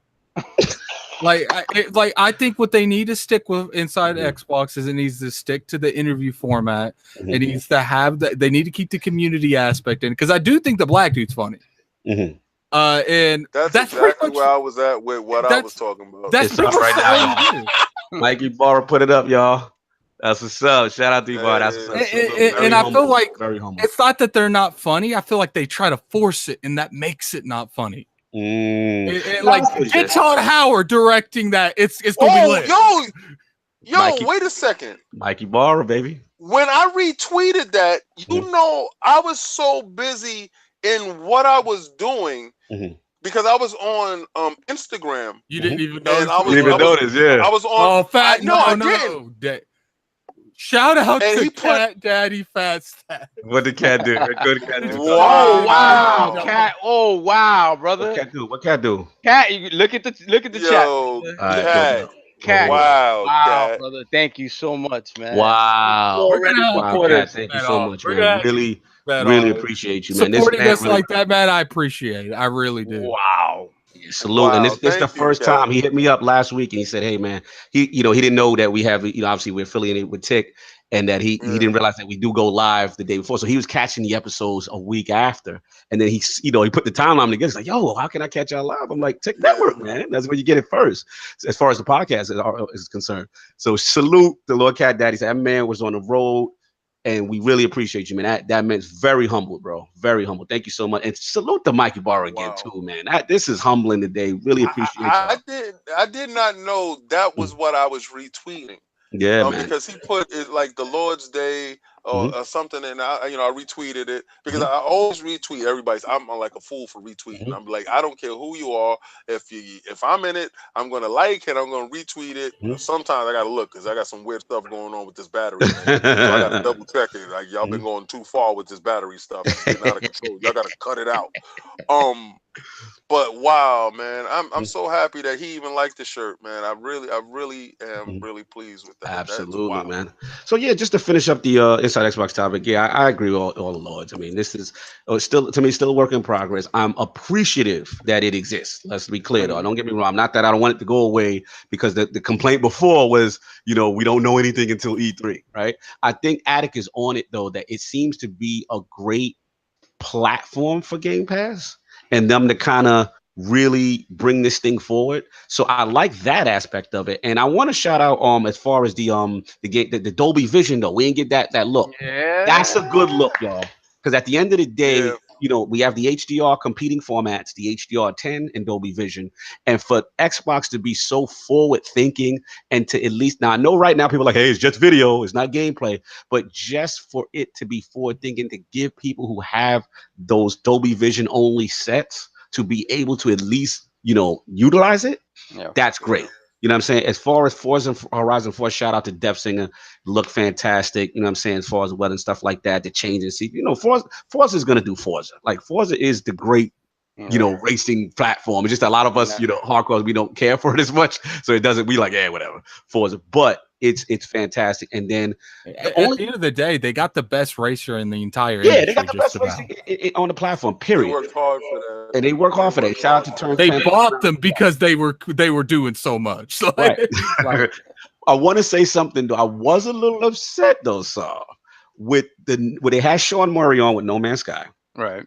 It really wasn't. It wasn't me. Like they didn't show a lot of the next features. I felt. Did they show? No, I don't know how ready that stuff is. Yeah, I have that's no what I interest was in this looking for. game, but this is the opportunity for that game to get a second chance Mm-hmm. with on a console that hasn't had it. So Mm-hmm. you gotta.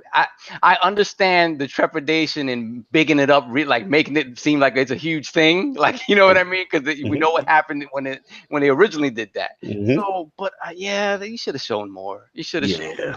And I'm glad that Sean Murray's out from under his rock and he's not afraid to come out and have people, because he disappeared for a while because people were really getting. He got hammered, man. He got hammered. I don't care what nobody said. The game was solid in what the game was. But he did kind of say that you can meet people in the same world. He did. To not be true. He lied. Yeah. But he didn't know what platform that he was playing on. He thought he was launching on the Xbox, and he thought that the ecosystem was friendly. Then when he got on the PlayStation, he said, "We don't got no service." I'm done with you. Wait a second. Hold up. We ain't got a cloud. I thought we had cloud power. He said, no, it's just straight up what we got. So we're not gonna see anybody, huh? I'm excited about the We Happy Few story mode. Like, yes. Am I the only one that's thinking We Happy Few looking lit now? Yo, it looks way better. It looks way better. Once they got purchased, they look way better. I just think because I wasn't buying it. When we first saw that game, we saw that weirdness that reminded you sort of a BioShock. And then when the game went into early access, it was all that survival stuff, and it was like, this is not what I saw. Like, now they're showing that they did have something in the works. So this is what I'm interested in this game for. Not the other. I feel like We Happy Few, like that trailer. I mean, obviously they showed us some lit shit when the game was announced, and it never showed up in the game. But like them showing me that in that direction, if that game is anything like that, I could see them making some bomb games for Microsoft. Like, I could see them. So I just like the variety in the studios that they picked up. Yes. Like, you have guys that can make huge games, small games. Like they have a great variety there, and they're not done, right? They're not done. So I just think these guys, they got talent, man. There's a lot of talent. E3 left my body already. Yeah. And after seeing what Sony coming with,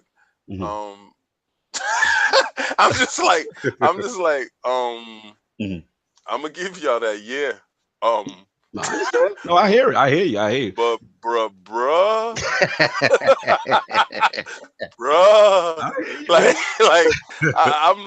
I'm so fed up with the fact that being an Xbox stand, it's like you gotta go to AA. You gotta sit down and you gotta really start acknowledging this. You PlayStation dudes is out here rocking. Yes, they are. That Spider-Man, no one can tell me. And listen, I know what I say when I say God of War looks like, wow. I just posted up a video of that Spider-Man.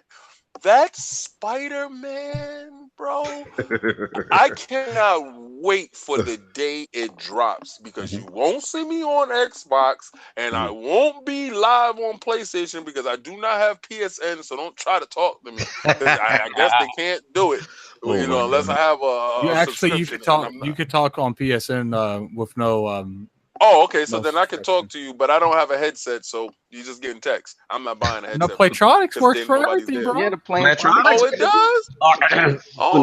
Not for the 800, though. Not for the 800. Excuse me. Oh, because I thought because my 800 is exclusive. It's so I might have to plug this one in. Did you shout out to Playtronics? Did you get the 500s this last time out? I didn't get anything. Nah, he didn't get the fives. We're gonna get him the fives. We're gonna get him. I might give you my fives too, because I got something else. Okay. But I can finish your point. Right now, I'm sorry to keep going on this tangent, because I'm hurt. Like, I'm hurt because we got games and they play nice, but really, do they look like those games over there? I hear you. I hear you. No, because I don't even believe the trailers when the games come out anymore. I'm like, that's not real. Until I can see Detroit, and I play Detroit, and I'm like, that was real as hell.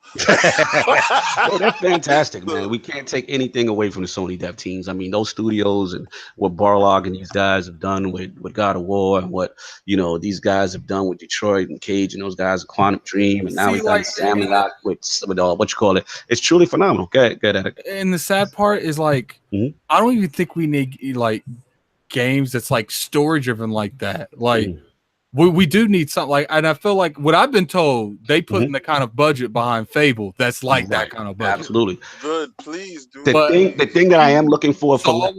for next generation systems, though, in reference to these Xbox games that will be coming out by these studios, is I do feel the CPU bottleneck does hinder a lot of stuff. And by them, it ain't hindering their bottleneck. Their bottleneck is open. Why? Where's the hindrance on their neck, though? Who got why the neck? Listen, we had on that side. Listen, we had Lord Richard Fogey on, and we asked the question. We asked the co-op tethering question from Undead Labs. You know, shout out to Fogey. You got to bring him back on. A tremendous show. And you know, he did say that one of the things is just, you know, memory and CPU constraints to manage, you know, 4 independent entities. Why brought an X though? But remember, the X like I'm like, no, right now this is turning into.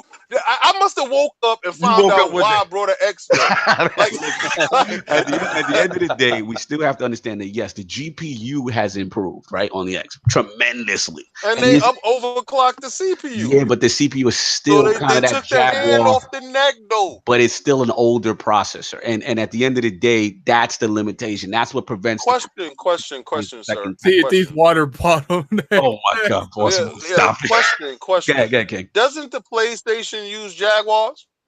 Good question. I believe so. Yeah, I believe so. So isn't the overclock X equivalent to the PlayStation Pro's Jaguar? Isn't it more power and more a CPU power?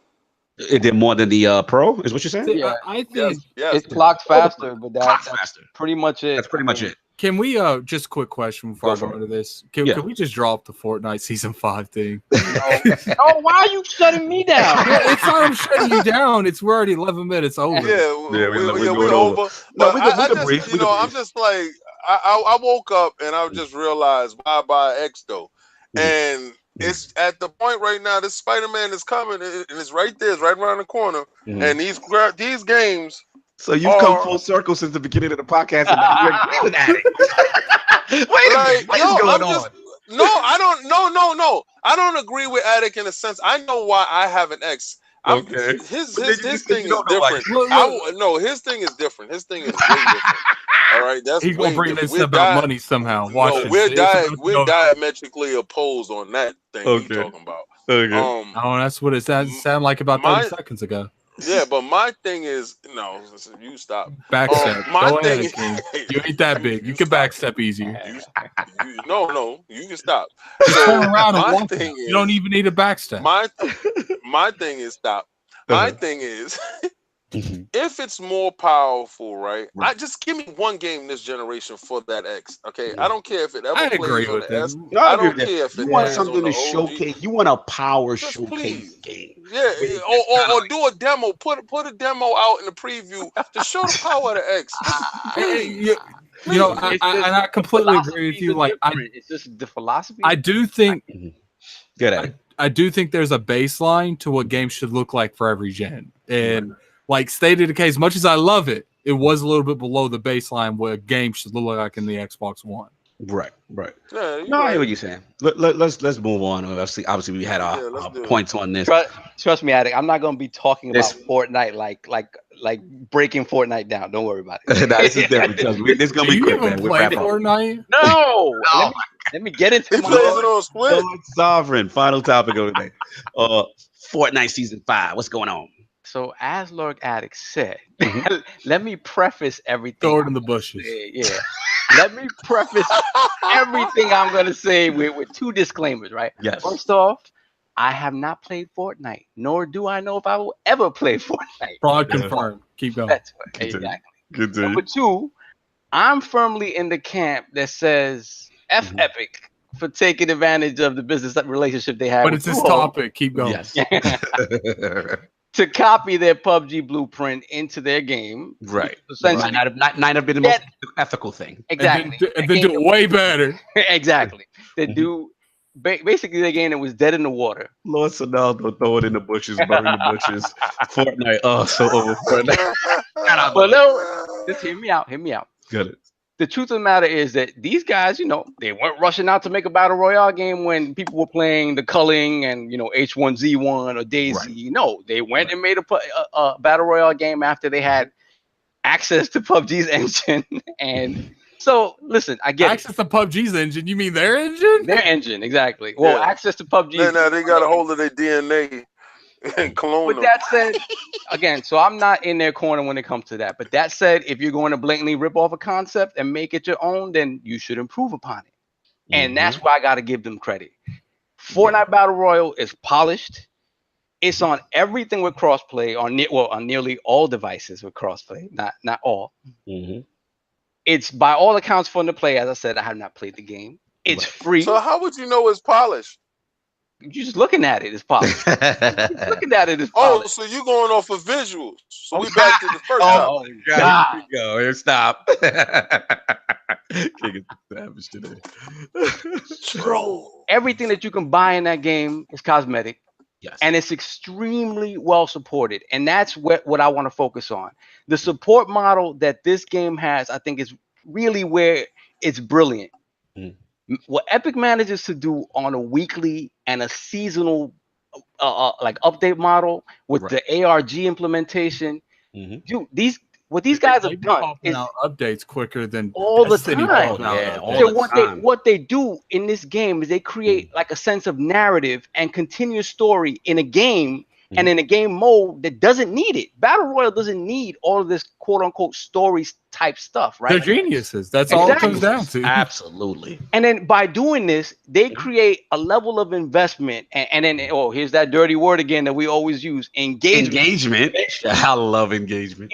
In a game world that it goes beyond what you would expect from a battle royale game, right?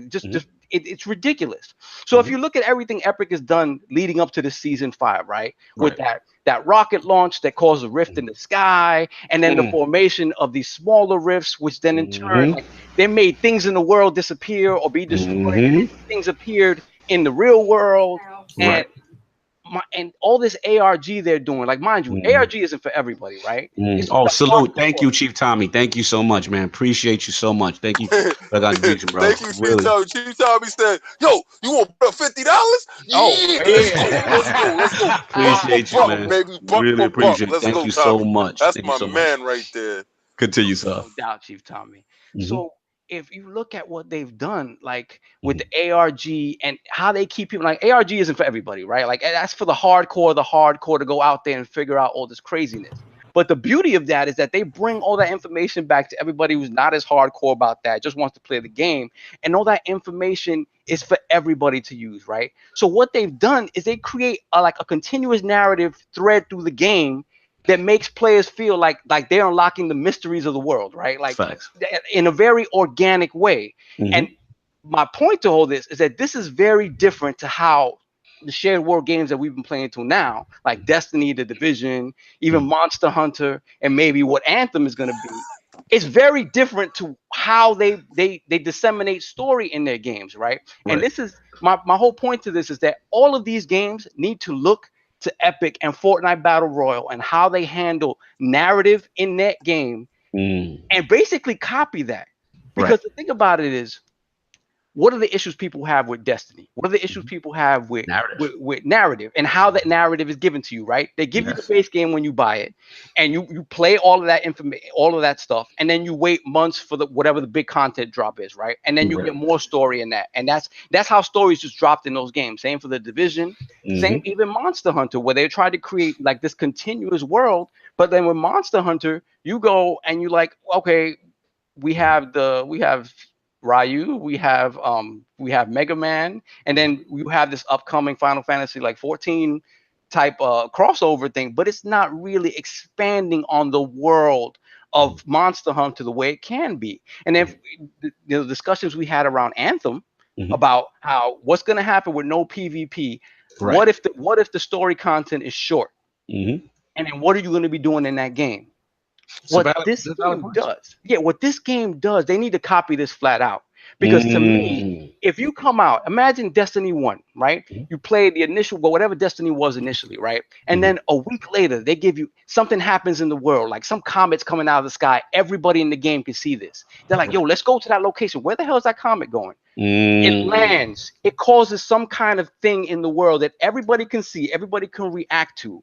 And all of these little strains create mysteries within the world that open up the narrative and lead to the other things that make keep you invested in the game in a way that the way they drop narrative now doesn't do. People will play all this stuff, rock it out, and then walk away from it. That's a good point. Continue, Kay, and then I'll jump in. Let me give you the reason why. Let me give you the reason why. First of all, from all the sales that they sold, which probably is in the billions, they lowered the price of the tools for anybody that wants to use that engine. Because of how much money they popping if they did that. Exactly. They said they want everybody in the world to use their tools, and they lowered the price because of. We don't need the money no more. Well, okay, there's a business move there. Right, but There's this straight up is the business reason move. why they're able to do what you're talking about, and why Destiny won't do it, and why other games won't do it. These are the sole controllers of the engine and the house that they work in. Right. So they're able to produce this information and this stuff out at a rapid pace in a business model that is economic for them because they control a bigger stake opposed to Activision and Bungie and another company. So I know you would like that to happen across the boards, but unless a company controls the engine that they're producing, that controls the house that they work in, and the workers and the game, they're the sole controllers. And they push it out on other systems. It's on every platform, doing numbers on every platform. They're able to do what you want them to do. The funny thing is, all right, this is what I would want, but I agree with you completely. I think they're the only ones that in the position to be able to give that amount of support on a weekly basis, because this is weekly. Yeah, that's the difference. Let me tell you how true it is. I gotta jump in real quick because as a Switch owner, I've been having problems with my Switch lately. I'll jump on.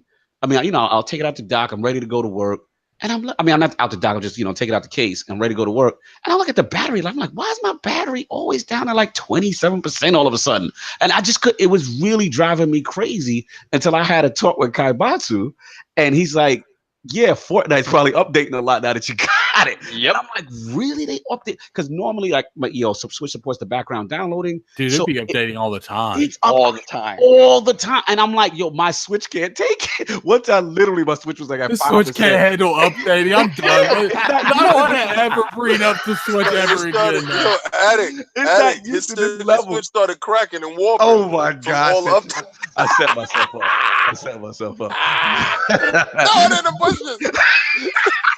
But like that's what I was saying, is that it makes sense. Like, it is just showing the frequency, that the level of support Epic is giving it, and it's just really cool. You know what I mean? And just to see that across the board, and just like, besides that whole thing you're saying, so which is like this narrative induced thing in the world, right?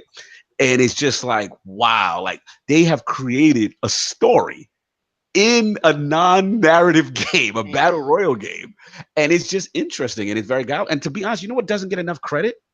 I feel was before that, when they had Thanos with the Infinity Gauntlet. Remember that? That was crazy. And it was great. That was crazy. Crazy marketing. That's how you know they made That's when you know. When you got Drake. Yeah, that's what you got crazy. You know what's crazy? You know how you know they making money? It wasn't like 3 or 4 months after Infinity War. It was like the weekend before. Yeah. Like usually when it comes to marketing like that, they're not gonna they don't want you taking like the shine off their movie. They're like, nah, man, like you're just as big as us. Yo, it's perfect timing when they dropped with Infinity War, and it's like they're on it, man. They're on it. You can't take anything away from it. It's a marketing movement. Like Lil King said, they are sole controllers of that engine, so those updates come out fast. I mean, just impressive. Even way before that, 4K on X. This game looks amazing on X. Like, whoa! Like I was like, all right, I gotta at least play. You know what I'm saying? Like just see what's going. Even though I'm PUBG, Yeah, you know. It's I like I played said too. I yesterday played with with Lord Lord Sinister. Sinister, After and I enough threw it in the time, bushes. it's Yeah. like I Nah, see, said I'm with yesterday. After enough time, it's gotten big enough where like I can't ignore it you anymore. can't ignore Like, it. And they're everywhere. And shout out to Lord Sin. You know, he's the story of the PV. Is good. But just now, and I love that Microsoft and Nintendo are playing so nice because again, it's so cool to be at work, do something in Fortnite, come home, fire up the X. and All play the with progression is Sinister. there. But you know what I'm saying? And since then, he teased me. He's like, you got no excuses. You Isn't know I'm a Fortnite Destiny guy. crossplay too? Yes. Yes. Bro, Yeah. they forced my hand. Like there was no way I could not play it because I'm like I play Switch. I was all right, cool, cross play and cross progression. And then what I like, shout out to Mikey Barra, Lord in the Realm. I like that they're really pushing cross progression. Like we said in the earlier topic, that's the wave, man. That could you imagine? Hell, You know, I don't laugh because y'all gonna say Switch can't handle no Destiny. But you know what I'm saying? Could you imagine like other It can games handle doing this? Destiny at 220p. Oh my god, that's savage. But it's just so cool, man. You know what I mean? To see that kind of thing. And that's ultimately solved what we wanted the Vita to be. Remember? Yeah, Like the absolutely. with I the can't play the Vita anymore. I oh, I literally can't. can't I bring can't do it. myself Yeah, to I can't play do it. it. I can't. The Not with the Switch Switch, is not with the slow. Switch out there. I can't. Yeah, I can't do it. It's just, but that's pretty much what I got on it, man. I think this is great. I think this is great stuff. We're gonna see the momentum that they have and how they're gonna go with it. But yeah, we'll yo, see. my link just came up for Comic Con. We gotta wrap this up. Yeah. All right. Sorry. We got to wrap it. Cool. So let's get us out of here, man. This was a long one. You know what I'm saying? Apologize, guys. I think something, hopefully Lord Southbound is okay. And we'll get him back on the show when schedules allow. But with the new ILP poll for the week, when Microsoft execs, this is crazy how timing is of this question, and games like Fortnite pushing the idea of cross progression, how important is cross progression to you as a gamer to have this feature? A, cross progression is an overblown feature, not mandatory. B, cross progression is the future of gaming. Or C, I don't care. It's fake concern because Xbox and Switch is losing them MPD sales. Wow. that is Wow. the question. Those are the choices. Please rock the ILP vote when it goes Wow. up tomorrow. Obviously, like I said, salute to all the chat today, first of all. In the realm, Hey, Red Heart, Cat Daddy, all our new Patreon supporters, Lord Xbox Quick in the building. Man, tremendous. Oh man, yes. Tremendous. Chief Tommy, tremendous support. We really appreciate y'all. And we love that y'all, And rock shout us. out to Moose for being the troll he is. Yo, shout out to Boss Moves for being a track. Oh my god, he's Boss amazing. Move is out of control. He's out king of control. He's trolling in throwing the everything in ILP the chat. bushes, and He he's said wilding out. Cognito He's dropped the wilding out. resolution down to 180p, 180p. It should help with the battery life. Oh my gosh. Shout out to Cal in the chat. Everybody, the chat was tremendous. Y'all kept us rocking today, man. I really want to salute that. And like I said, the new Patreon subscribers, it really means a And lot. shout out to Mike Yabar for wearing an ILP ILP shirt. shirt. Humbling, man. Shout So out humble, to man. Mike Facts. Ibarra, Like man. that means you have no idea how much that means to us. And like I said, just really appreciate you guys rocking with us. And we're gonna keep trying to keep building and giving you guys the best content. You see King out here, social media, you got the stream team with Addict, Solve, the Lord Patreon of the Iron Bank and the ILP. You know what I mean? We rocking, man. Of That course, should be starting probably the week after next. Yes, sir. All Yes, sir. right, Yes, there we sir. go. All right, man. So Give Lord Lord Addy, give a shout out to all the people that's on the stream team. yes, let's shout out our stream team. Shout out our stream So, team. actually, a couple of them are actually in the chat. Yeah. Well, I know one of them is. Shout out to El Boogie. I know she's one of them. Yeah, shout out to Lady El Boogie. That's what's up. Killing them softly. We did have another one, Lord Petey. He's going to be one of them as well. Snollied up. And I what's the third one's name? I don't want to butcher the name. Yeah, that's Lord G. Oh man, I don't have it up right now. I'm sorry, I'm terrible. Yeah, Super G. Oh, okay, cool. Yeah, Super G. Yeah, he follows me on Twitter. He's a Destiny player. Yes. Yeah, so shout out to that. Definitely be tweeting out ILP. You know what games you would like them to stream. We'll take that into consideration. We're not going to guarantee that they stream those games, but we'll definitely take that in consideration because ILP is always we want to support the community. That's the whole point of this, and if the streamers like to stream that, we'll definitely try to make sure that happens. Absolutely, we definitely want to promote you guys. You're gonna be at Comic-Con this weekend. Comic-Con is not until October. No You doubt. talk about the San Diego. The San Diego Comic-Con, yeah, the big one. Put up pictures. Yes, please do. And shout out to Lil K Meg in the chat. Good seeing you, bro. I met him out there in E3, man. Tremendous stuff. Let's do our outros. Get out there. He's got to get Lord Addict. What's going on with you? Where can people find you, man? You won't find me on PlayStation this week, but you'll find me on Xbox. I've been trying to go back to the Mario Odyssey thing, but I'm not really feeling it too much. Definitely, I've been playing a little bit of PC. I'm gonna really get down on a couple things. I got some stuff to announce here soon. Keep an eye out for the ILP and my personal Twitter. Nice. We'll be announcing more stuff on the streaming team. We're still looking for a fourth person, so if you think Relevant Native asking he wants info on the stream team. That sounds like recruitment. Right. It's going to be on DM Lord Addict, man. DM Lord Addict, and he'll give you that information on what's going on. And if anyone in the chat feels like they can stream, definitely hit me up. We'll take your credentials, see if everything's good on that end. But at the end of the day, I'm not. I do have some criteria to stream. But we'll go into all that. Definitely appreciate.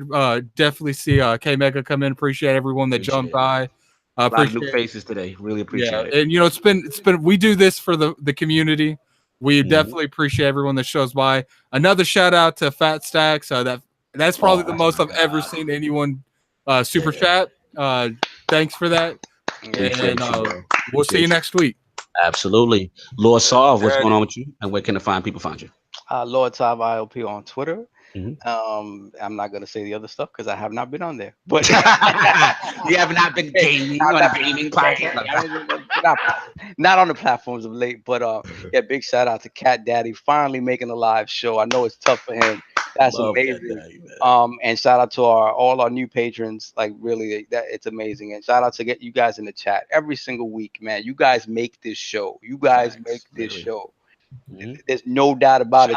Shout out to Aaron Summers who got us all arguing with each other. That was one thing, and we're gonna have to Lords at war. We're gonna have to set up a Q&A one time for the chat community. Yeah, absolutely. Yeah, so absolutely, thank you guys, and bomb chicken goat. Woo! Yeah, you better stop. Salute you, Lord Sav, the Lord Patreon of Iron Bank holding us down. That's what's up.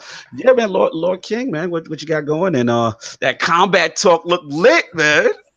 Oh man, thank you. I appreciate it. I just took your advice. I got a good video editing software, and also Echo machines. I don't want to say it wrong. So I'm gonna give him a proper shout out next week as we're working with him in conjunction of doing more intros and stuff like that. Yes, fantastic. He does fantastic work. He worked very hard and he worked very quickly and very passionately. He's always in contact, so you'll never lose contact with him at all times. I mean, this man stays up all night. So I do want to thank him for bringing my vision to fruition. So I do appreciate everything that he did. So as far as getting that stuff out, first and foremost, Facebook, Instagram, Twitter, what is that? Twitch and Instagram. We are all there, and it's called Iron Lord Podcast.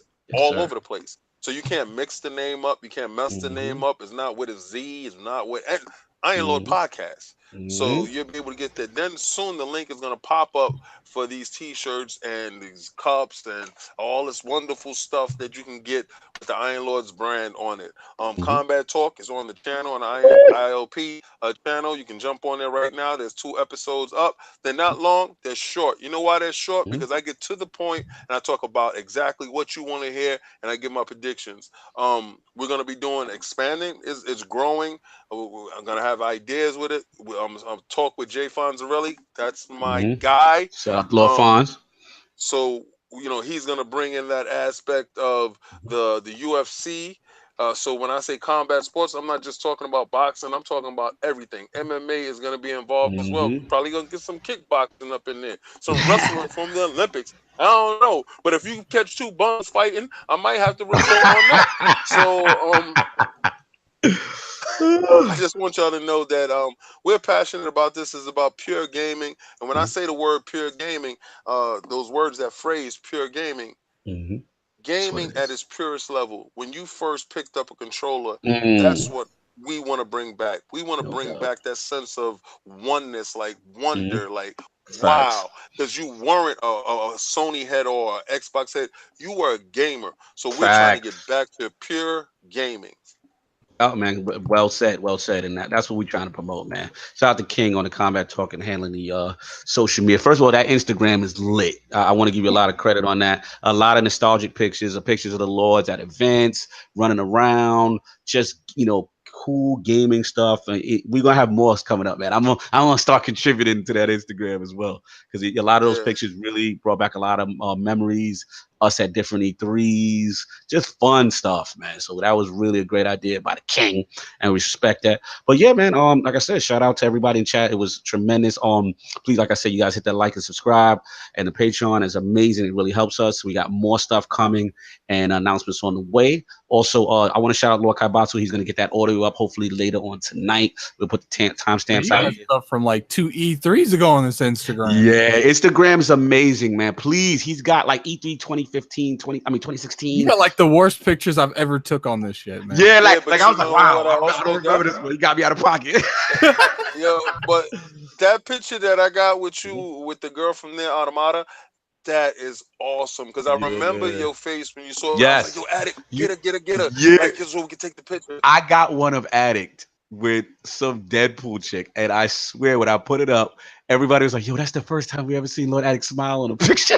Yeah, I was feeling that chick. I ain't gonna lie. Yes, you had a good time. You had a good time in Yes. E3 with the Yes. boots. Yes. So, yeah, man. And also, like I said, ILP channel, we've got a lot of new exciting content up there. We still got more E3 content that we still have to put up there as well as Flashpoint, y'all. 23 with my man Lord Ebontis is up. Hardcore Destiny talk. Oh, and of course, that's married with the Combat Talk that we're gonna be giving to y'all. It's gonna be on Saturdays first predictions, and then Sunday morning after the fight. How's it working? Well, what it's gonna go is as soon as the weigh-in goes up, then Yeah. I'm gonna give my predictions because I don't give predictions until after I see the weigh-in to Gotcha. see how these boys look when they're Gotcha. standing up on that stage. No And doubt. then after that, but before then, Mhm. we're gonna get fight breakdowns. So on super fights like Triple G versus Canelo, Yeah. I'm gonna give a fight breakdown on what each guy has to do to win.